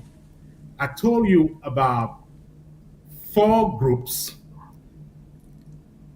that are, in fact, 2 groups. Okay. You remember that? Yes. And they all do everything in their power to be successful in having Mr. Biya sign something. What's going to happen? What could happen is this. Mr. Frank Biya could have a government prepared, get into the room with his father, and have his father sign that document Okay. without the, the First Lady's knowledge. And what you will see is that as soon as the First Lady knows of it, you're going to have maybe a few days later, you're going to have a new government come out with different names. And see, remember what happened in Fekafu? You had an order from the presidency instructing the Minister of Sport to do something. But then you have the president of Fekafu, who knows how it works up there, used a different channel and got an instruction totally different from the first instruction. He got it from the president. So here, it's just a matter of who gets to the president first. Yeah. Who can be successful having the president sign a document? And even if that happens, understand that if it's really something big, you're going to have a counter government come out a few days later, also signed by the president. You know, Interesting. because Mrs. Biya is not going to lose this game. And she's determined, she has her people, she's determined to stay in, and she will do everything to fix that if she's, if she's handled that way. So, and that's the reason why I said nothing will change. As long as Mr. Biya is president of Cameroon, nothing will change, because you're still going to have those groups, each of them understanding pretty well how it works, and each of them with the ability to change a decision taken, quote unquote, by the president. So it's just a mess Cameroonians find themselves in, and we have to pray for that country. And that's the reason why we cannot sit back and let it happen. This is time to take Mr. Biya's regime out, and we will do that. It is very intriguing to me, though, because I just still do not understand what Chantal wants. She got the money. What is she looking for? Just power, influence? What is it? I mean, I've never been first lady. I've never been president, so I can't tell you how it feels to be a president or to be a first lady. All I know, though, is that she likes her position. She's determined to stay there.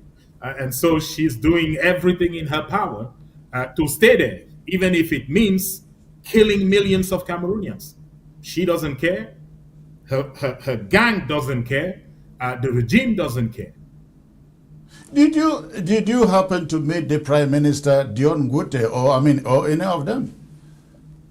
Yeah, I've met Prime Minister John Ngute a few times. And what do you see his role within that system? Well, I'll tell you what I believe. This is a wasted statement, because very few people within the government have the ability Mr. John Ngute has. And I say that of Mr. John Ngute, I could say the same of Mr. Philemon Young, and I've also met him several times. So I know how they think. I know they are people who truly love their country, but they have no power. They have no power. There is nothing. The Prime Minister in Cameroon, as we speak, means nothing. Nothing. He's supposed to be the Prime Minister, but he's just the first of the ministers. They just call him first when they are calling people within the government. Right. That's the only honor he has. I know that there are things that if, you know, the prime minister is allowed to play his full role, things would be different. And I've seen that. And I've seen that several times.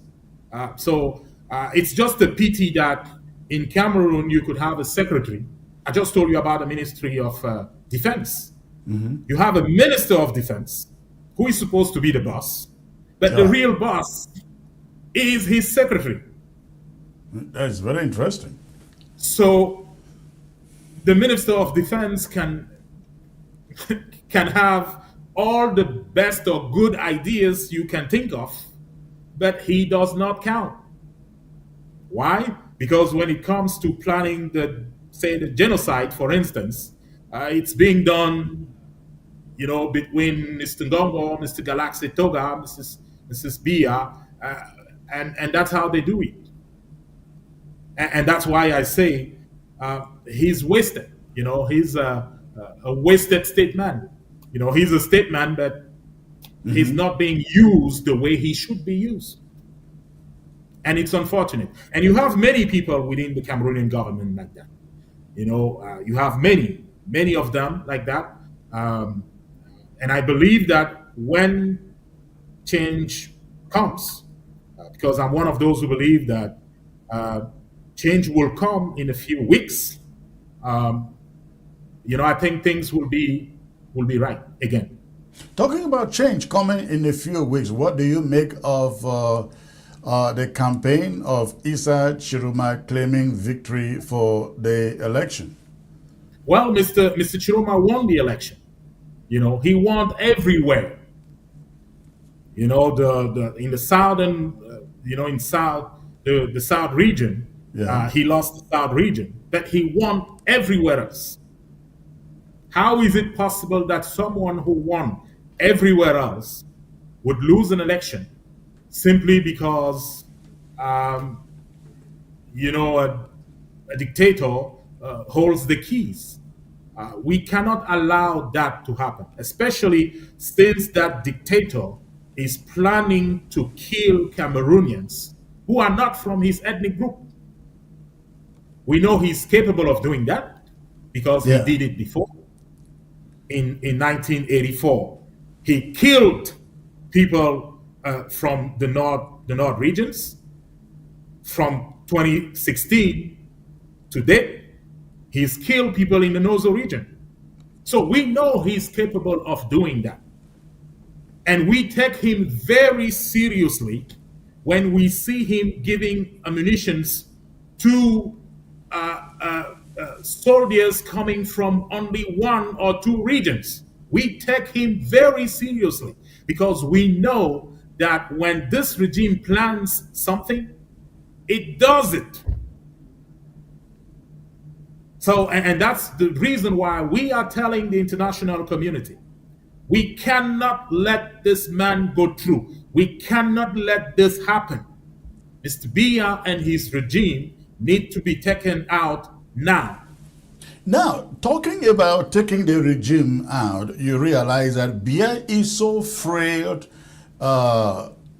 he doesn't even know where he is. Let's assume in 6 months, in another 8 or let's say 1 year, he is no more. You are talking of Ngongo, Fran, Shanta, Ayolo, and the rest. What happens? Who takes over? Have you thought about that or spoken to them about it? Yeah, I mean, the plan is to have Mr. Ngongo become president. Now that everyone knows about it, I think they will find a way to go through Philemon Yang or John Gute, you know, to say, okay, listen, they will appoint Philemon Yang or John Gute, and then a presidential decree. Let's see. This is exactly what they are planning. Plan A, they want to have Ngongo in as vice president because he's the ultimate plan. They know, everyone knows that that's the plan. So they are now looking for a plan B. And that plan B is take someone from the Nozo region, most likely Philemon Yang or John Gute, take them and put them as vice president. But as soon as Mr. Biya is gone, no one will know that Mr. Biya is gone. So you will have a presidential decree changing Mr. Philemon Yang or Mr. John Gute, replacing him. Who will be making a presidential decree when the president is gone? Well, Mr. Ngongo has delegation, and there is an electronic copy of the president's signature. Everything the president is signing now is not signing it by hand. He's using an auto pen to auto signature like Joe Biden. Joe Biden, yeah. So the president could be dead today, and they decide to keep the president for a month, and they just change the vice president and put their guy and let it go maybe for another 2 or 3 or 4 months. So right now they are planning to use Mr. Philemon Yang or Mr. John Gute just because they understand that the people like those two figures. And so they are trying to use them as a stopgap until the situation is calm enough to come in with their plan. And so what we are saying is no, it won't happen that way. Well, Ben, this has been a marathon. Please, if you can, stay put in there. Let us open the phone lines and hear from our audience what they are thinking with all that you have said here tonight. So please stay put in there, ladies and gentlemen. We're going to open the phone lines in a short while, but remember, you focus on your phone when you call. Shut down the volume of your TV set before you call. We're going to be right back in a brief second. Stay put. ABS can help you reach your target audience like never before. Advertising on ABS, you'll benefit from our extensive reach and dedicated viewership. We offer special advertising packages during primetime slots and popular shows. You'll also be featured on our social media platforms, reaching an even wider audience. Don't miss out on this opportunity. Take your business to the next level. Contact our advertising team at absafricatv@gmail.com. ABS can help you reach your target audience like never before.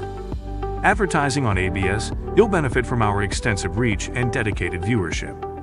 We offer special advertising packages during primetime slots and popular shows. You'll also be featured on our social media platforms, reaching an even wider audience. Don't miss out on this opportunity. Take your business to the next level. Contact. All right. Thank you for staying put, ladies and gentlemen. Again, at this moment, we'll open the phone lines. Before you call, make sure that the volume of your TV set is shut down. You focus on your phone before you call. Please, let's get the number on the screen. And let's get to the first caller here. I think this is coming from Belgium. Hello. Hello, thank you, Chris. Hello, sir. Where are you calling from?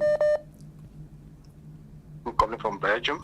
Okay, and 30 seconds, sir. What is on your mind? Yeah, I have a question for Mr. Ben. Mr. Ben, I love him since I know him concerning this election. I love him because he said we will kick the Biya regime acts out. So, are there any plans that because the regime they are so brutality, they brutalize people? Are there any plan to arm the people so that they can fight the regime? All right, hold on. Let's get to that.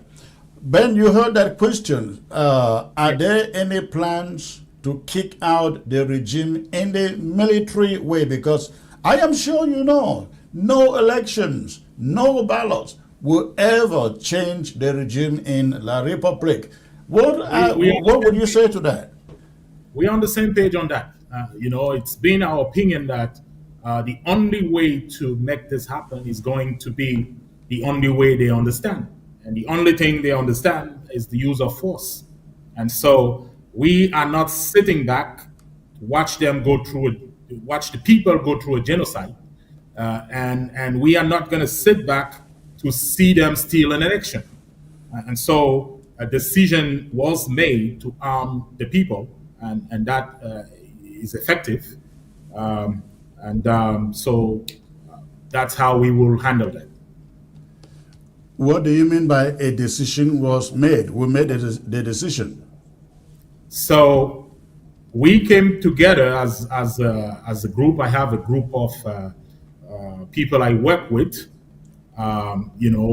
Some of them on the ground, and so we decided that the people of Cameroon deserve, self-defense, legitimate defense. Someone cannot come to your home and start shooting at you or trying to kill you, and then you sit back.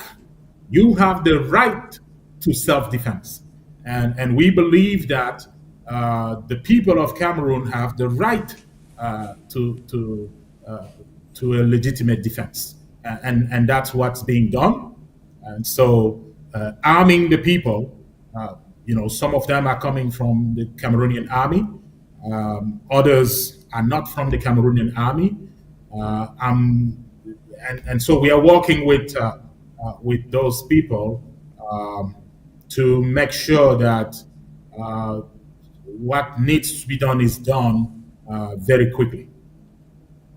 Are you speaking to Issa Chiruma's people? Mr. Chiroma is a politician. We are not politicians. And so we simply believe that a great injustice is being conducted by Mr. Biya'S regime. They are planning to kill people from other regions, the Nozo, the West, the North, and we are not sitting back for that. So we are saying, if the Cameroonian people does not use self-defense, they will be killed in millions. We saw that in Rwanda in 1994. In less than 100 days, you had 1 million people killed. And today we believe that if we allow Mr. Biya'S regime to run his genocide, there will be at least 3 million Cameroonians losing their lives. And so that's why it's urgent, to make sure that Cameroonians are armed. And that's the reason why the Force for the Legitimate Defense of Cameroon was created, to make sure that Force for the Legitimate Defense of Cameroon. So that's the reason why that force was created, and that's the reason why we are actively working towards making sure that the dictatorial regime of Mr. Biya is out. They are planning to kill people. They have done it before. We saw it. We saw it with Northerners in 1984. We saw it with citizens of the Nozo regions, and it's still ongoing. We saw it 2 weeks ago when people protested. We saw a gang, a militia, kill unarmed kids. And now we see that Mr. Biya is arming soldiers from 1 or 2 regions. For what could be the reason for a reasonable government which has about 100,000 people at its disposal just decide to arm 10,000 of them, or maybe 20,000 of them, and the only condition here is that they be from either the south or the center?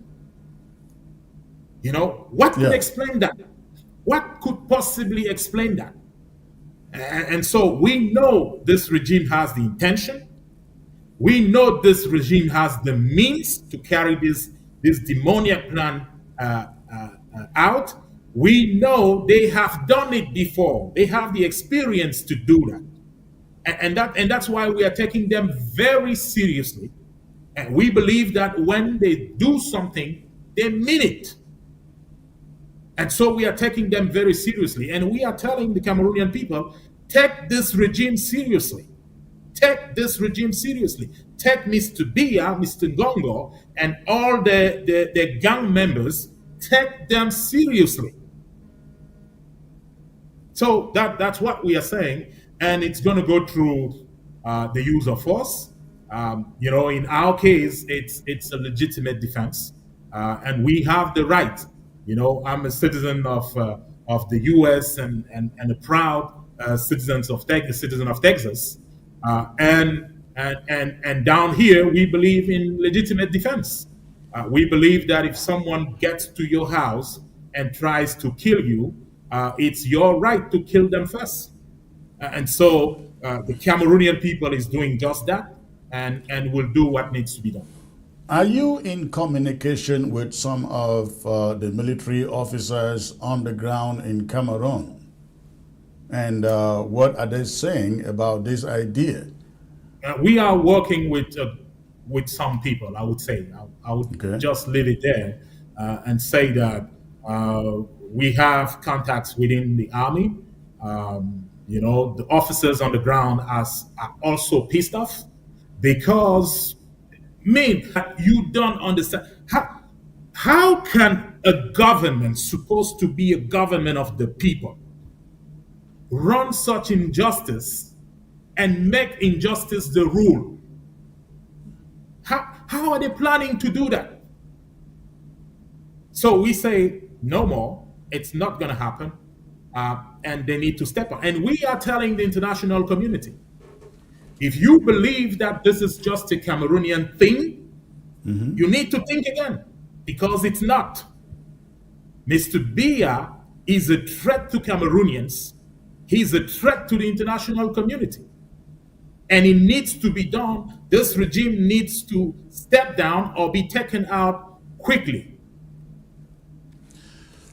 I think I agree with you completely. We have been fighting for 9 solid years, and I wish that you in the Francophone territories were doing this then. Who would have squeezed this regime in the middle and kicked them away? Yep. Stay put, please. Let me get back to the phones, and let's see a lot of calls here. Hello. Hello. Good evening, Comrade Chris. Good evening, sir. Where are you calling from, please? Hello? Where are you calling from?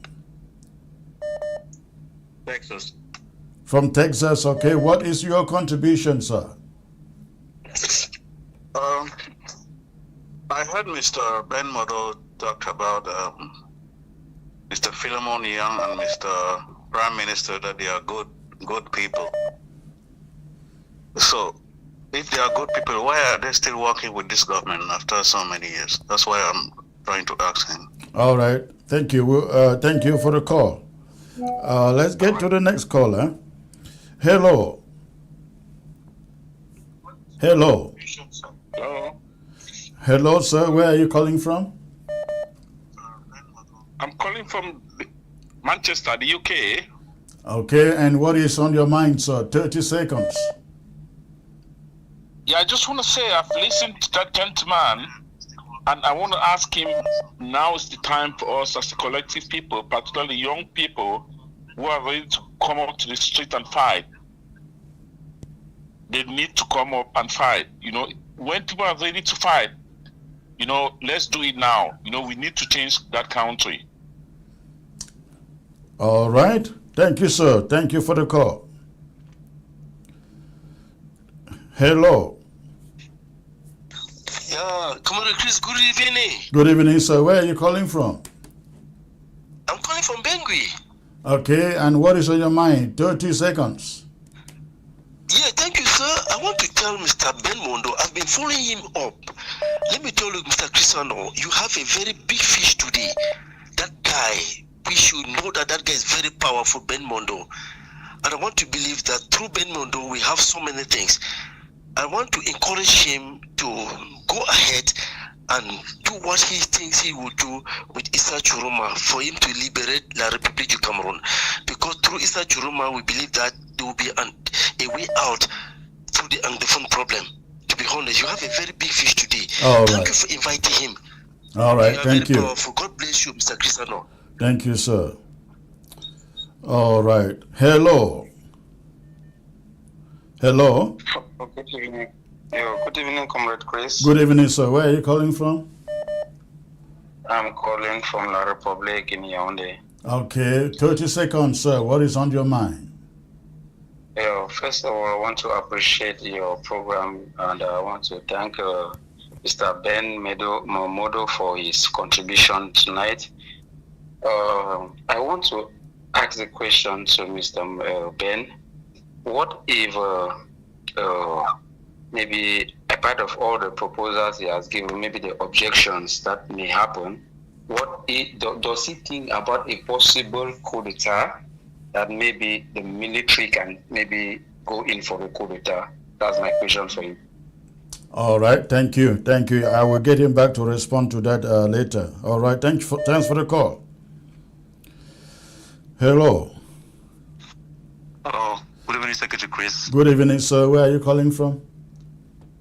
This is Professor Elvis calling from the University of Buffalo, New York. Okay, what is on your mind, sir? 30 seconds.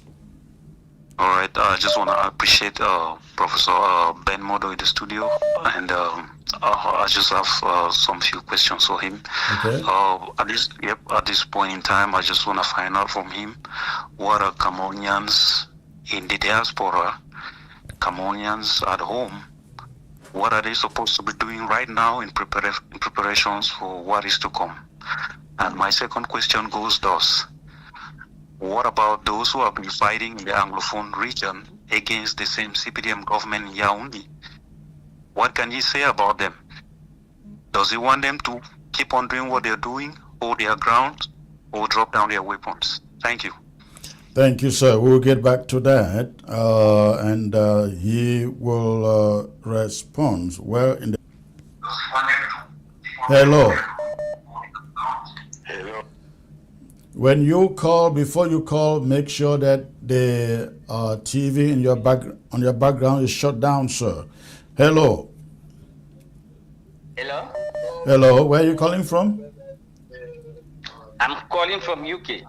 Okay, 30 seconds. What is on your mind? Yes, what I'm just trying to say, I appreciate what the professor is doing. What I appreciate is that we need fight. We need what? Oh, we lost that caller. All right, let's see. Hello. Okay, 30 seconds. Hello. Hello. Yeah, good evening, Comrade Chris. Good evening, sir. Where are you calling from, please? I'm calling from Nigeria. Okay, 30 seconds. What's on your mind? Yes, I wanted to ask Mr. Ben Modo, does he really think that Anglophones are marginalized? And if Anglophones are marginalized, does he support the Amba struggle? Good question. All right, thank you for the call. Hello. Hello.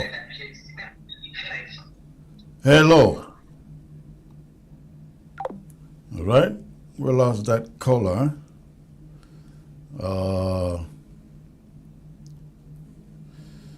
Hello. Hello.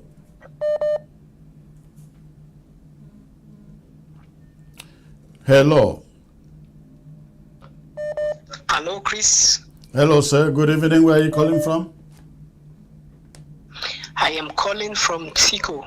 Tico. Okay. 30 seconds, sir. What's on your mind? Thank you very much. I want to appreciate Ben Mondo for for coming to your stage. And secondly, I want to encourage the citizens of La Republic to know that this is time to fight and to liberate Cameroon entirely. And I want to talk to those Ambazonians that are asking if the Southern Cameroonians to do what now. No, I believe that there will be some level of certainty if they come down, they fight and liberate themselves, then Cameroonian is going to have some sort of peace, and some fighters are going to give up.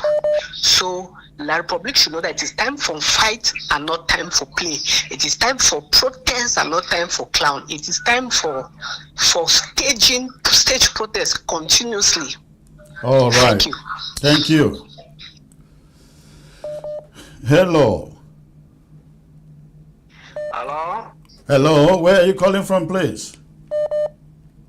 I'm calling from the northern zone. Okay. What is on your mind? 30 seconds. Yes, Comrade Chris, I want to be very frank with you that I'm so happy tonight to meet Ben Modo. Pardon? Go on. I'm hearing I want you. to be very happy. I'm very happy that I've met Ben Modo. I'm also happy for you, Comrade Chris. People are calling you Comrade. They don't know that you are president. Does Ben Modo also know that you are president? No, I'm President not. of the I'm not president. Dr. Epa I'm is so president. happy Ben Modo has given hope to Cameroonians. Cameroonians had lost hope, and the talk. Yes, go on. Yes, he has given. Okay, I think we have a network issue there. Let's get to the next caller here. Hello. Hello. Hello, where are you calling from, please?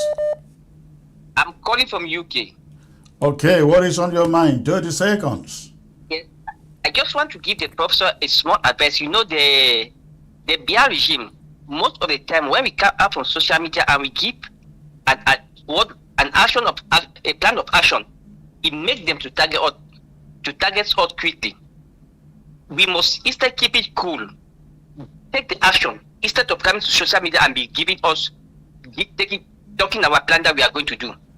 All right, thank you for the call. Yeah. Thank you for the call. All right, let's see. Hello. Hello. Hello. Hello, where are you calling from, ma'am? I'm calling from the UK. And what is on your mind? Yes, thank you so much for what you're doing. I want to appreciate you and Mr. Ben Modo. I'm praying for his safety, and I pray that he puts everything in place for his safety, because I know that the government has their people around his vicinity. So make sure you take care of your safety. Thank you. Thank you for the call. You know, if you probably about 40 minutes or so ago, Facebook shut us down, and I know Cameroon is behind that. They have done that again and again and again. And YouTube alone is almost 2,000 people, ladies and gentlemen. That is good enough. Now, not counting the millions or the hundreds of thousands watching by way of satellite television. All right, let's get this caller here. Hello. Hello. Hello. Hello, where are you calling from, Comrade sir? Chris. Yes, sir. Where are you calling from? Bamenda, Mizam County. Okay, calling from Bamenda. What's on your mind? 30 seconds. Well, yes, I'm happy for you and Mr. Ben Mondo. He says they are arming the people, and his resident is an American citizen, yes? Yes. I see they are persecuting some Ambazonians in the United States for arming the Ambazonia fighters here. Would that not be a problem? Will he not also fall into the darkness of the American government, the U.S. government? Well, I don't know of any Ambazonian leader who has been persecuted in the U.S. related to arms. So I prefer that we stay away from that. Thank you for the call. Okay. Hello. Huh? Hello. Hey, I'm calling from N'Djamena, Chad. I've been following the program from the beginning. Following from Chad. Are you watching on television or watching on your phone? I'm watching on my phone. Okay. So I've been listening for quite some time since the beginning. I'm very happy that you have Ben Mono clarified on some things. And listen, I just want to ask this very particular question. Ben Modo has exposed his plan. I would like to know what he has in mind specifically. As someone asked, what do people on the field do to prepare for what is coming? And what is the contact he has with Jean-Pierre Dupont? Thank you. Okay, Jean-Pierre Dupont. Good, I know him. All right. This is the last call I'm taking for now, and then I will hand over to Ben to respond. Hello. Hello, Mr. Chris. Good evening. Good evening, sir. Where are you calling from, please? Yeah, I'm calling from Minnesota. Okay, 30 seconds, sir. What's on your mind? Yeah, I just want to ask Mr. Benmondo if where we can enlist for this fight and rescue Cameroun. That is all what I want, because I'm willing to come down to Cameroun and join the Liberation Force and see that we can rescue the country. Are you prepared to go back? Yes, I'm ready. When I get a good connection from all what is going on, I'm willing to come and join the fight. We need to rescue the country. I only know one president since I was born, so that doesn't sit well with my kids. So I need to see how we can join and liberate the country.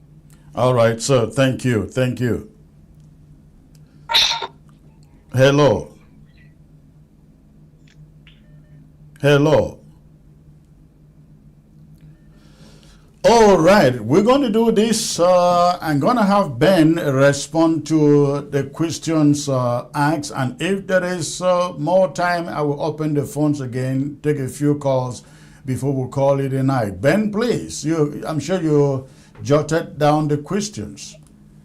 There are a few questions. One of them was, I didn't write down everything. So those you wrote down, those you can remember, go ahead and respond to them. So one of them was, what should Amber Boys What should Cameroonians on the ground be doing now with the action you guys are planning? Okay, which one should I respond to first? Anyone. Start with anyone that you can. Okay, so I'm going to start with someone asked if I believe that Anglophones are marginalized. Yes, they are. Obviously, they are. It's been a nightmare, and I believe that, and I strongly believe that they did the right thing. The Amber Boys did the right thing, because justice strengthens a nation. You cannot be in a nation supposed to be owned by all the people, and then just some of the people have things that other people could not have and cannot have, no matter what they do. You cannot be saying that you live in a country of justice when there is injustice everywhere. Our kids, our brothers, our sisters shouldn't have to pay to get a position, to get into a program. They shouldn't have to pay to get a job. I mean, you are the one to be paid if you do a job. People shouldn't be having or being, they shouldn't be appointed based on the color of their skin or their origin. Where are they coming from? If they are coming from the Nozo region, then that's bad. If they are coming from the south region, then that's good. I'm going to tell you something. I know someone who came back to Cameroon after more than 20 years. The person has a father who is from the center region, and a mother. No, the father is from the west region, and the mother is from the center region. And when the time came to appoint someone, one of the top people at one of Cameroon's university, Yeah. and the reason that was used by the civil cabinet to stop that appointment was that the person was not, pure enough, did not have a pure blood, because for them, they see being, originating from the south or the center as having pure blood. These are the people leading Cameroon as we speak. That shouldn't be allowed. I don't want my kids to live in a country where they will be treated, based on how they look like or where they're coming from. We don't want that. We want a country where if your child is good enough, if your child deserves it, you want your child to get it. Martin Luther says it best, the people should live in a country where they are defined by the content of their character, not their skin, not the color of their skin, not their origin. And this is the reason why it's so important to put this regime down. Because if Cameroonians don't do it, they are gone for another 30 or 40 years. They cannot let that happen. Mr. Biya and his regime are a danger to Cameroonians. They are a danger to the West. They are a danger to humanity. So yes, Anglophones are marginalized. Just look at the distribution of roles. And you will see that. Just look at the way things are being done. I mean, see, if I live in a country where injustice is the rule, well, I know that pretty soon I will be fighting for self-defense. Because all men are created equal, and they are endowed by certain unalienable rights. And among those are the right to life, liberty, and the pursuit of happiness. People from all ethnic groups have those rights. They have the right to life. They have the right to liberty. They have the right to pursue happiness. It's not just because you're coming from the south or the center. Such a country cannot be and must not be allowed. And Mr. Biya and his regime must know that time's up for them. We cannot allow such a country to continue. And then there was another question, what should Amber Boys do? Well, no, it was asking what should Cameroonians on the ground what should do? Cameroonians on the ground do? Yes. Well, they need to sign up. If you are able to fight, if you are willing to fight, this is the time to do it. And there is a number where you can send your resume, your CV, for us to take a look and see if everything is okay. We run background checks. We have ways of doing that. And once it's done, someone would contact you. So that number is +1 302 400 2775. I'm going to say it again, Chris. +1 302 400-2775. We need your help. The people of Cameroon need your help because this fight is first of all, everyone's business. If you can help, please do not hesitate to help. If you cannot be on the ground, there are other ways to do that. Find out one of those and please, by all means, help. We cannot allow a group of tyrants to continue to kill people without getting involved. We cannot continue. Yeah. We are not going to sit back. You shouldn't sit back. You shouldn't. All right, Ben, please, I'm pleading your indulgence. If you still have a few minutes, let me just take a few calls because the phones are blazing here. I know lots of people want to talk to you. Let's see, please go ahead and call. Go ahead and call. The phone line is open once more, so go ahead and call. All right. Hello. Hello. Hello. Hello, Chris. Hello, sir. Where are you calling from? Yeah, this is Bruce calling from Germany. I got 3 questions to Ben Modo. The first question is, does he have any knowledge about Chantal's academic background? I think you answered that question earlier. I did ask, and you wasn't sure of Chantal's academic background. Okay. Then let's move to the second question. Does he have an idea about the specific countries where the looted money from Cameroon are being hidden? Okay. And third question: would he be willing to work to expose all the financial institutions abroad, as well as private properties of all those gangsters in Yaoundé? That's a good point. All right, thank you, sir. I will let him answer later. Thanks for the call. Hello.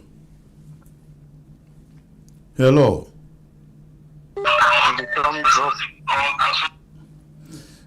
Hello. Hello. Hello, Comrade Chris. Good evening, sir. Where are you calling from? Yeah. Good evening, Chris. I'm calling from Canada. This is Ben calling from Canada. From Canada. Okay, what's on your mind? 30 seconds, sir. The phones are blazing here. I wish to congratulate Ben Modo for being your guest for tonight, and to tell him that the edifice that he left over in Garoua is unique. Okay. I've seen that structure, and I think that he did a wonderful job there. Good job, Ben Modo. Okay. My question to him tonight would be to find out if, in realizing that that project, he had to do what Mononjana called Lomapatisma. Did something go under the table? Secondly, there's a list of possible ministers that will be in place very soon in Cameroon, and Mbondo Ayolo is being moved from the civil cabinet to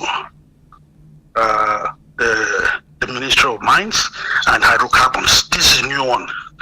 What is his take on that? Thank you so very much, Chris. Thank you for the call. All right.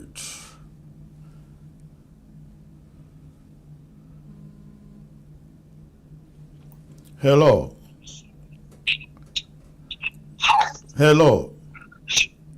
Hello. Hello, sir. Where are you calling from, please? Yes. Good evening, Secretary Chris. I'm calling from Abu Dhabi. Abu Dhabi. Okay, 30 seconds. What's on your mind? Yeah, actually,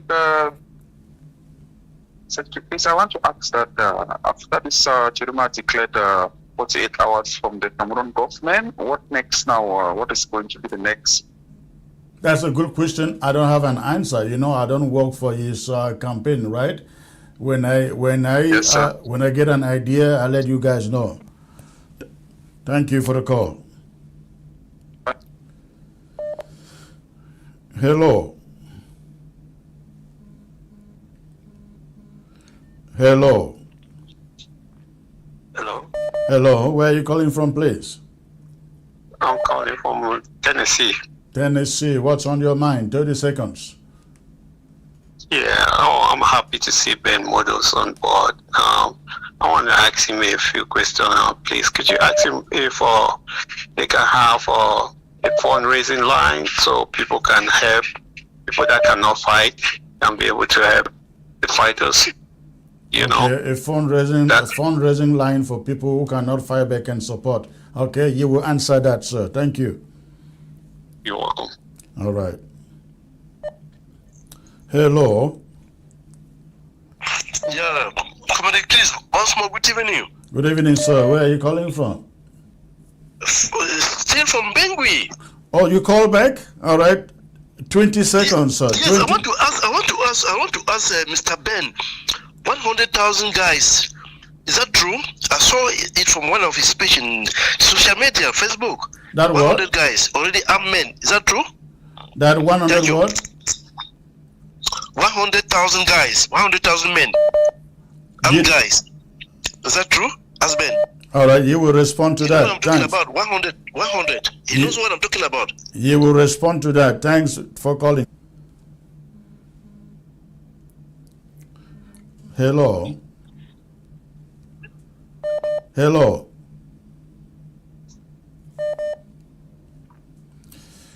Hello. Hello.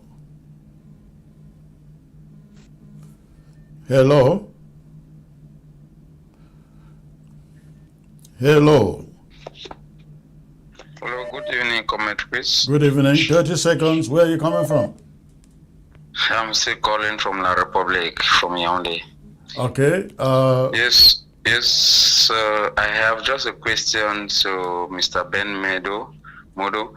I want to ask if maybe there's a possibility that Chiroma wins and calls for maybe a negotiation between La Republic and Ambazonia. Will he stand for the separation for us to maybe for the Ambazonians to have their independence? Good question. Thank you for the call.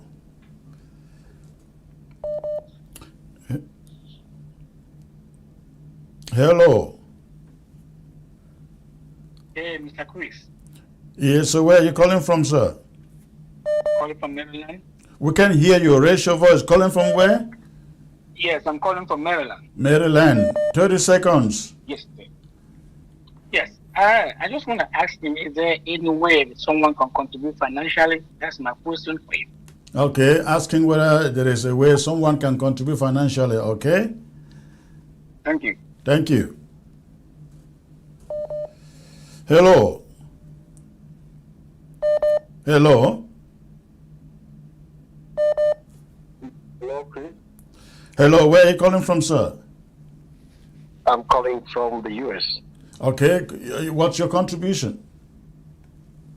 Yes, so my contribution here is I just have a question. Okay. With the ultimatum Chiroma sent out during 48 hours,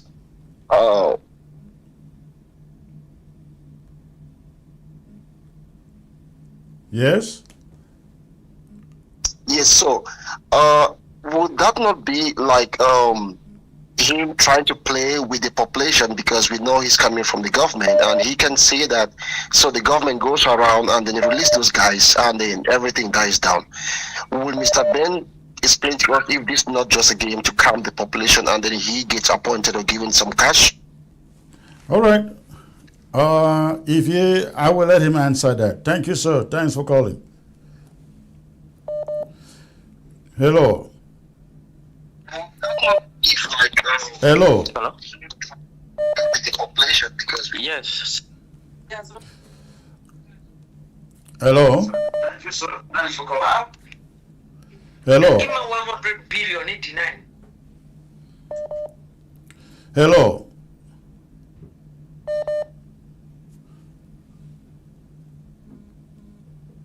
Hello. Yeah. Hello. Thank you, Comrade Chris. Where are you calling from? Good evening. Good evening. Yeah, Where are you calling from? I'm calling from Ground Zero. Okay, 30 seconds. Yeah. Yeah. My question is, the program is wonderful, and my problem is, does he not expose himself? I mean, Mr. Ben Mundo, does he not expose himself by giving all these things out? I mean, all this information out, and then All right. his plans of action. Will it not jeopardize? Will the Republic people not really disturb or like try to put some hitches to his plans? All right, I'll let him answer that. Thank you for the call. All right. All right, the last caller here. Let me take this for the last caller. Hello. Hello. Hello, Mr. Chris. Hello, sir. Where are you calling from, please? I'm calling from Ground Zero. What's your contribution? Yes, I want to also applaud with you that it is because of your relationship with Issa Chiroma Bakari in Bamenda that I think it galvanized a lot of support in the Anglophone community. And what becomes tomorrow if Mr. Issa Chiroma decide to make some appeasement and decide to have you as his Minister of Communication? So what will your position be in that situation? You mean a minister in which country? In the Federal Republic of Ambazonia or in La République du Cameroun? To bring You know, as Chiroma part is of not his Chiroma government is in not the going to be Republic of Chiroma is Cameroon. not going to become president of Ambazonia. You know that, right? Yeah, he might decide to say he's trying to bring like an appeasement, then try to convince you to be his spokesperson and work with him. No, You know, no. We don't become workers in the foreign government. All we are looking for now is a means to sit down and talk with whoever is the leader in that country. We can only discuss about any positions or any deals when the ambassador resolve. But for now, forget about that. Yeah, because you know, I'm in the Libya forum where some pro-regime people are trying to castigate you and try to make you to be like you are a nullity about Libya future. So we want you to be strong with the Ambazonia struggle and come back in. Hello? Hello. Okay, we lost that caller. But let me. Are you getting me? Okay. Hello? All right. Round up. Yes. Yeah. Go on quickly. Hello? Round up. I can hear you. Round up. I'm saying that I'm in the Libya forum where Foju and some of these CPDM militant are trying to say you have no future in Libya. So we pray that you continue to stand strong with the Ambazonian struggle. But and if there's this appeasement tomorrow. Listen. Do you even worry when you hear from people like Foju, Tarsong, and all those funds and all those chiefs? Do they even matter?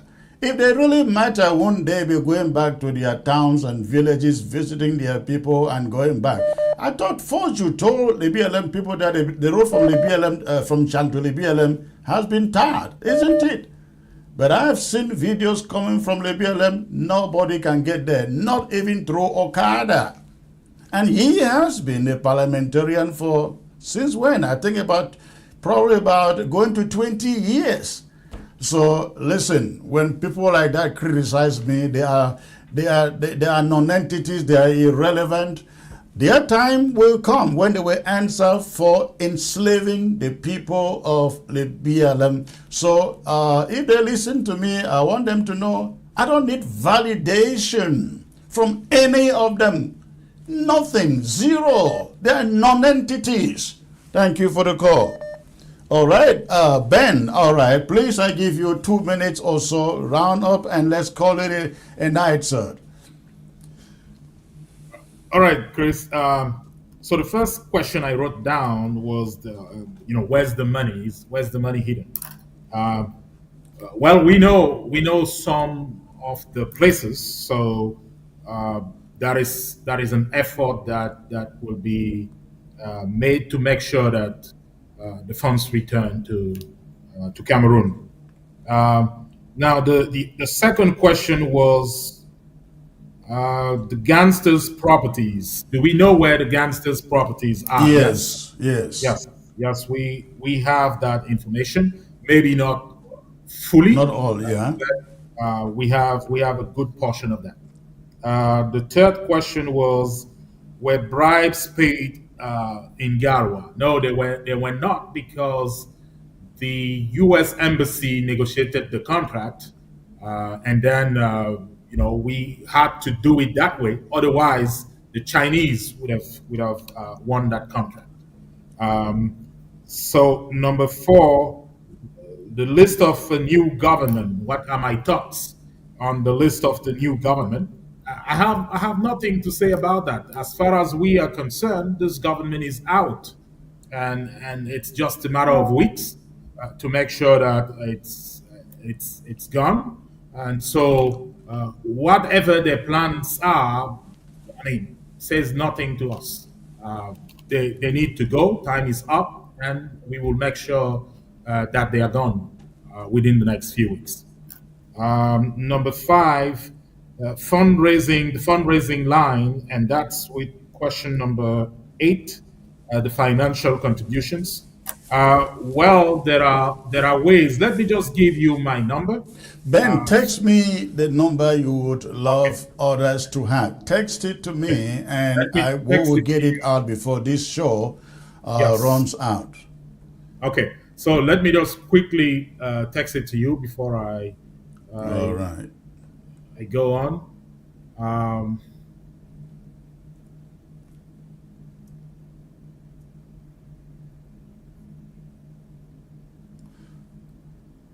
Now you put out that number, you should be ready to pick the calls because they will rain in.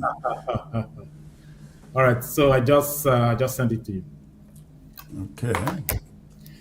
Then the next one was, is it true for the 100,000 soldiers already in place? No, we don't have 100,000 people yet. We have about 10,000. The target, though, is to have 400,000. But with 10,000, we will do what needs to be done. We are counting that many people will join us as we move forward. Number 7, negotiation about Amazonia. I guess this question asks if I would support the negotiation with Amazonia. If you would support a negotiation that leads to Amazonia becoming its own country. Yeah, Amazonia used to be its own country. So that has to be very clear. And then 2 countries came together to form one country.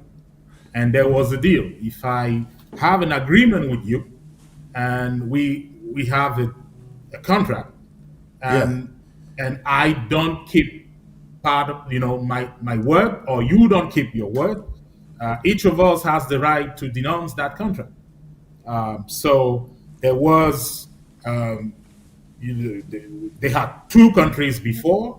The 2 countries decided to come together, and coming together means that as they decided to come together, each of them may say, okay, listen, we no more find ourselves in a good position in this relationship. It's just like a marriage. Right. If 2 people who loved each other came together, there could be a point where they say, this thing doesn't work for us, and they can part ways normally. Right. And I believe that Amazonia has that right. And on the other side, the eastern part of Cameroon has that right too. So no one should try to stop the other from doing what they believe is right, especially after 43 years of what we just saw. If the two countries are willing to work something out based on a new understanding, I would encourage that. I would encourage Amazonia and Cameroon to come together and say, okay, listen, Paul Biya was a mistake of history in Cameroon. He destroyed a country that was meant to live in peace and prosperity. So if that's the case, the two countries can now come together and decide for themselves. This will be a new negotiation to say, okay, how do we do this? It's just like it's done in business. To me, it makes complete sense. And I believe that's the approach that has to go. I believe that no matter the case, power should be close to the people. I believe that even the regions in Cameroon currently should be allowed to become states, should have more power. How is it possible that in a country you have a handful of people deciding for everyone? If there is a road that has to be constructed somewhere in the far north, someone in Yaoundé has to decide that. What the heck? How are they doing it? They need let me share a short story here to confirm what you are saying there about the government. Some few people sitting in Yaoundé and deciding whether people live or die or if there is electricity or not. The BLM people in the diaspora, I think they bought two caterpillars, shipped home, and they hope to renovate, upgrade the road from Chang to the BLM through to Mamfe. And guess what happened? Once the caterpillars got there, the regime in Yaoundé said, only the government can fix roads. What? Can you believe that? Only people have sent two caterpillars from the U.S. to kind of uplift the standards of living for their people, give access to their people. The government that isn't doing it says, no, you can't do it. Only the government can do it. I mean, this is wrong, Chris. This is wrong, and it should not be done. And I'm saying Cameroon just went through the biggest nightmare you can imagine, and I believe it's high time we put an end to it. And I believe that justice, must reign again. And the two countries should come together, decide for themselves what they want to do, and that would be my advice, for Mr. Chiroma, and I'll strongly support that. The next question says, okay, Chiroma's call for a ghost town or protest. The question was whether, don't you think Chiroma is just wasting time trying to get something negotiated with the government to go back to government? Well, I used to believe that. I don't believe that right now, simply because I've seen him close, and I've seen his thought process, and I really believe this is a man who wants it. This is a man who understands the urgency of the moment, and I believe that he's willing and he's ready to do that. However, when it comes to prisoners being released, whether the prisoners are released or not really does not concern us. That's a political thing. They will handle that with President Chiroma. As far as we are concerned, we understand that there is a genocide in preparation in Cameroon, and releasing a few prisoners will not stop that preparation. That's what happened on October 12th. And we all know who won that election, and it's Mr. Chiroma. In a country that has justice, the winner should be allowed to become president. And that's what's going to happen. And so whether they release a few prisoners or not, I mean, we are really not concerned by that. Two things. First one, the genocide must stop. And then number two, Mr. Chiroma should be allowed to run the country. And then the last question was, if I'm not afraid, he's not afraid to be, he's exposing himself by exposing the plans. Yeah. You really don't need to answer that. We chose a simple approach. We are not rebels. We are simply saying that whether you are an American, a Frenchman, a British guy, you have the right to legitimate defense. If that simple principle is understood and allowed and accepted by the whole world, then the conclusion must be that since Cameroonians are also human beings, they have the right for legitimate defense. And it's on the basis of that we are saying, hey, we have someone come to a house, someone comes to your house, he's trying to kill you. You are not going to ask the neighbor what you should do. You should defend yourself first. Otherwise, you won't be able to even ask the neighbor for anything else. And that's the situation Cameroonians are in right now. They have an obligation to defend themselves. They have an obligation to protect their families. So this is about human rights, the right to defend yourself. And that's what's at stake. And that's the reason why we are saying and doing what we are saying and doing, knowing that we are in the right. This is not a rebel group. No one should be allowed to kill millions of people simply because they have guns, simply because they have money, simply because they are in power. That should not be allowed, not in Cameroon, not in Africa, not elsewhere. That's where we stand, and we will do what needs to be done for the people of Cameroon. The last time an African country waited for someone else to intervene, 1 million people died in 100 days. We are not going to let that happen this time. All right, Ben, this has been a marathon. I really want to appreciate you stepping out to answer some of these questions. I hope that going forward, we would be able to sit down and have a chat and see what we can do. Thank you for showing up, sir. Thanks for having me, Chris. All right. Okay, ladies and gentlemen, that will be it for the night.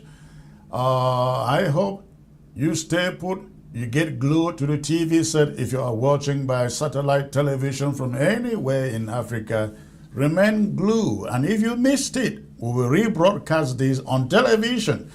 If you didn't watch it on Facebook or YouTube, always go back there and watch it anytime, any hour. But then I will be back tomorrow, and I look forward to coming here with updates of what is going on in Ambazonia and in La République du Cameroun. Thank you, ladies and gentlemen, and good night. ABS can help you reach your target audience like never before. Advertising on ABS, you'll benefit from our extensive reach and dedicated viewership. We offer special advertising packages during primetime slots and popular shows. You'll also be featured on our social media platforms, reaching an even wider audience. Don't miss out on this opportunity. Take your business to the next level. Contact our advertising team at absafricatv@gmail.com. I am a Cameroonian from Cameroon, and I'm making this video because I need the world to help my nation. I need the world to help my country. We have been ruled by the same person for more than 40 years. We do not have good roads in our nation.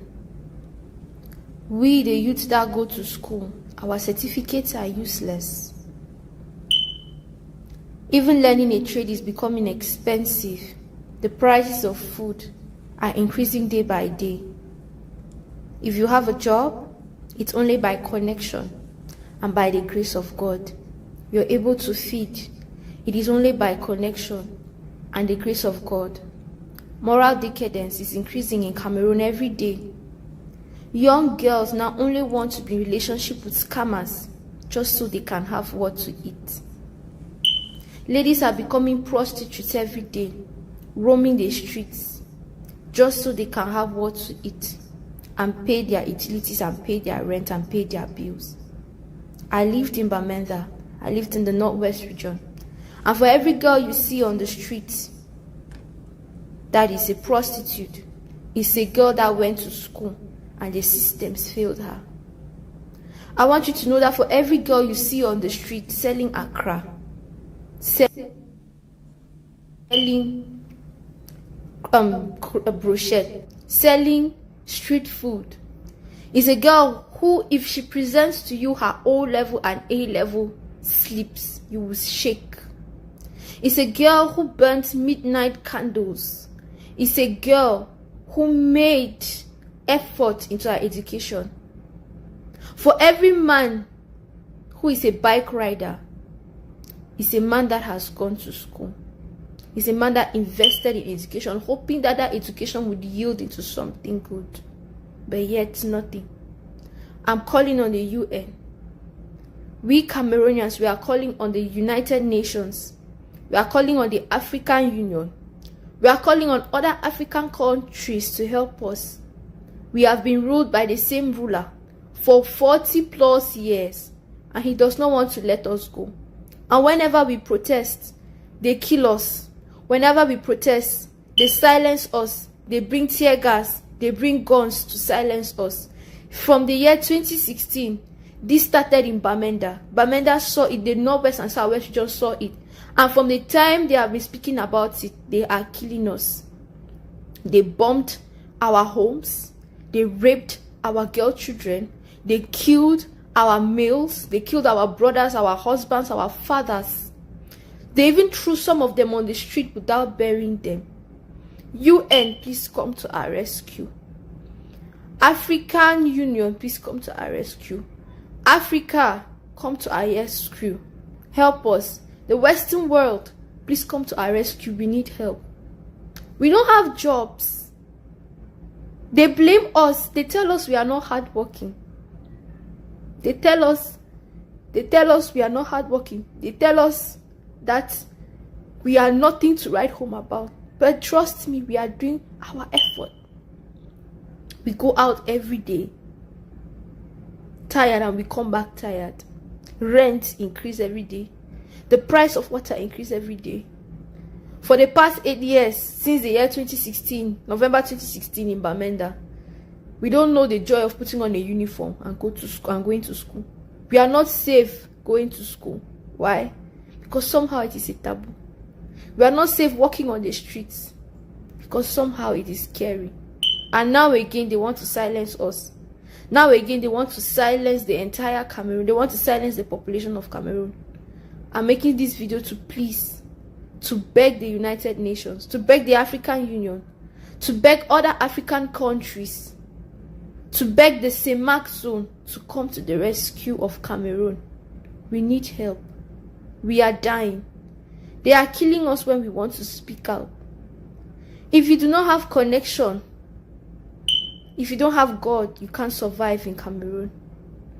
If God is not by your side, if there is no one uncle that no one auntie in one big position, you can't make it. Moral decadence is increasing every day. Ladies only want to be in relationships with scammers because they are looking for who can feed them, not really because they want to. Girls are becoming prostitutes every day. Not because they want to become prostitutes, but because they have tried everything else and they have failed them. Girls are selling street food. Not because they want to sell that street food, but because that is the only way they have to survive. Some even beg. Some even sleep under the bridge. Some sleep in the slums. Please, we need you. Africa, we need you. Cameroon needs you. UN, Cameroon needs you. African Union, Cameroon needs you. The whole world, Cameroon needs you. Please come to our rescue. Oh, oh.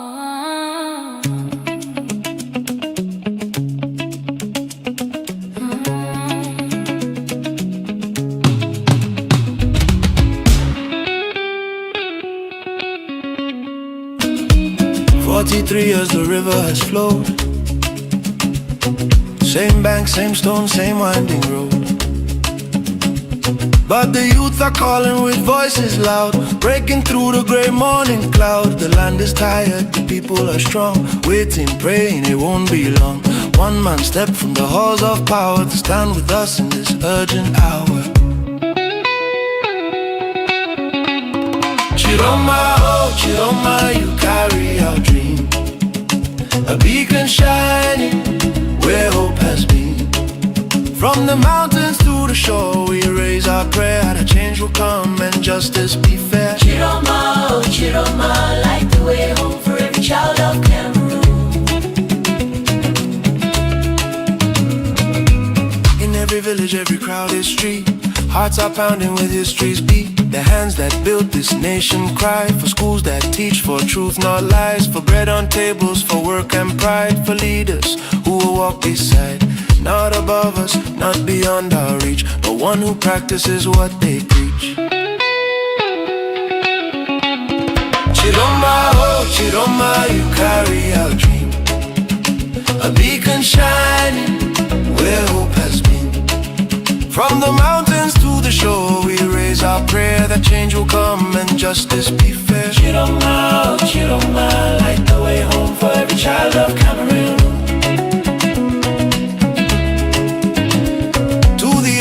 Who has served so long, your chapter's written, your story strong. Find your ease now in honor and grace. Pass the torch to a younger face. Let Cameroon remember you, not for holding on, but letting through the dawn that's breaking, the hope reborn. This is not defeat, it's a gentler moon. Chiroma, oh Chiroma, you carry our dream, a beacon shining where hope has been. From the mountains to the shore, the people stand ready to rebuild this blessed land. Chiroma, oh Chiroma, we believe we'll come home. Chiroma, oh Chiroma, you carry our dream, Chiroma, a beacon shining in earth where hope has been. From the mountains to the shore, the people stand ready to rebuild this blessed land.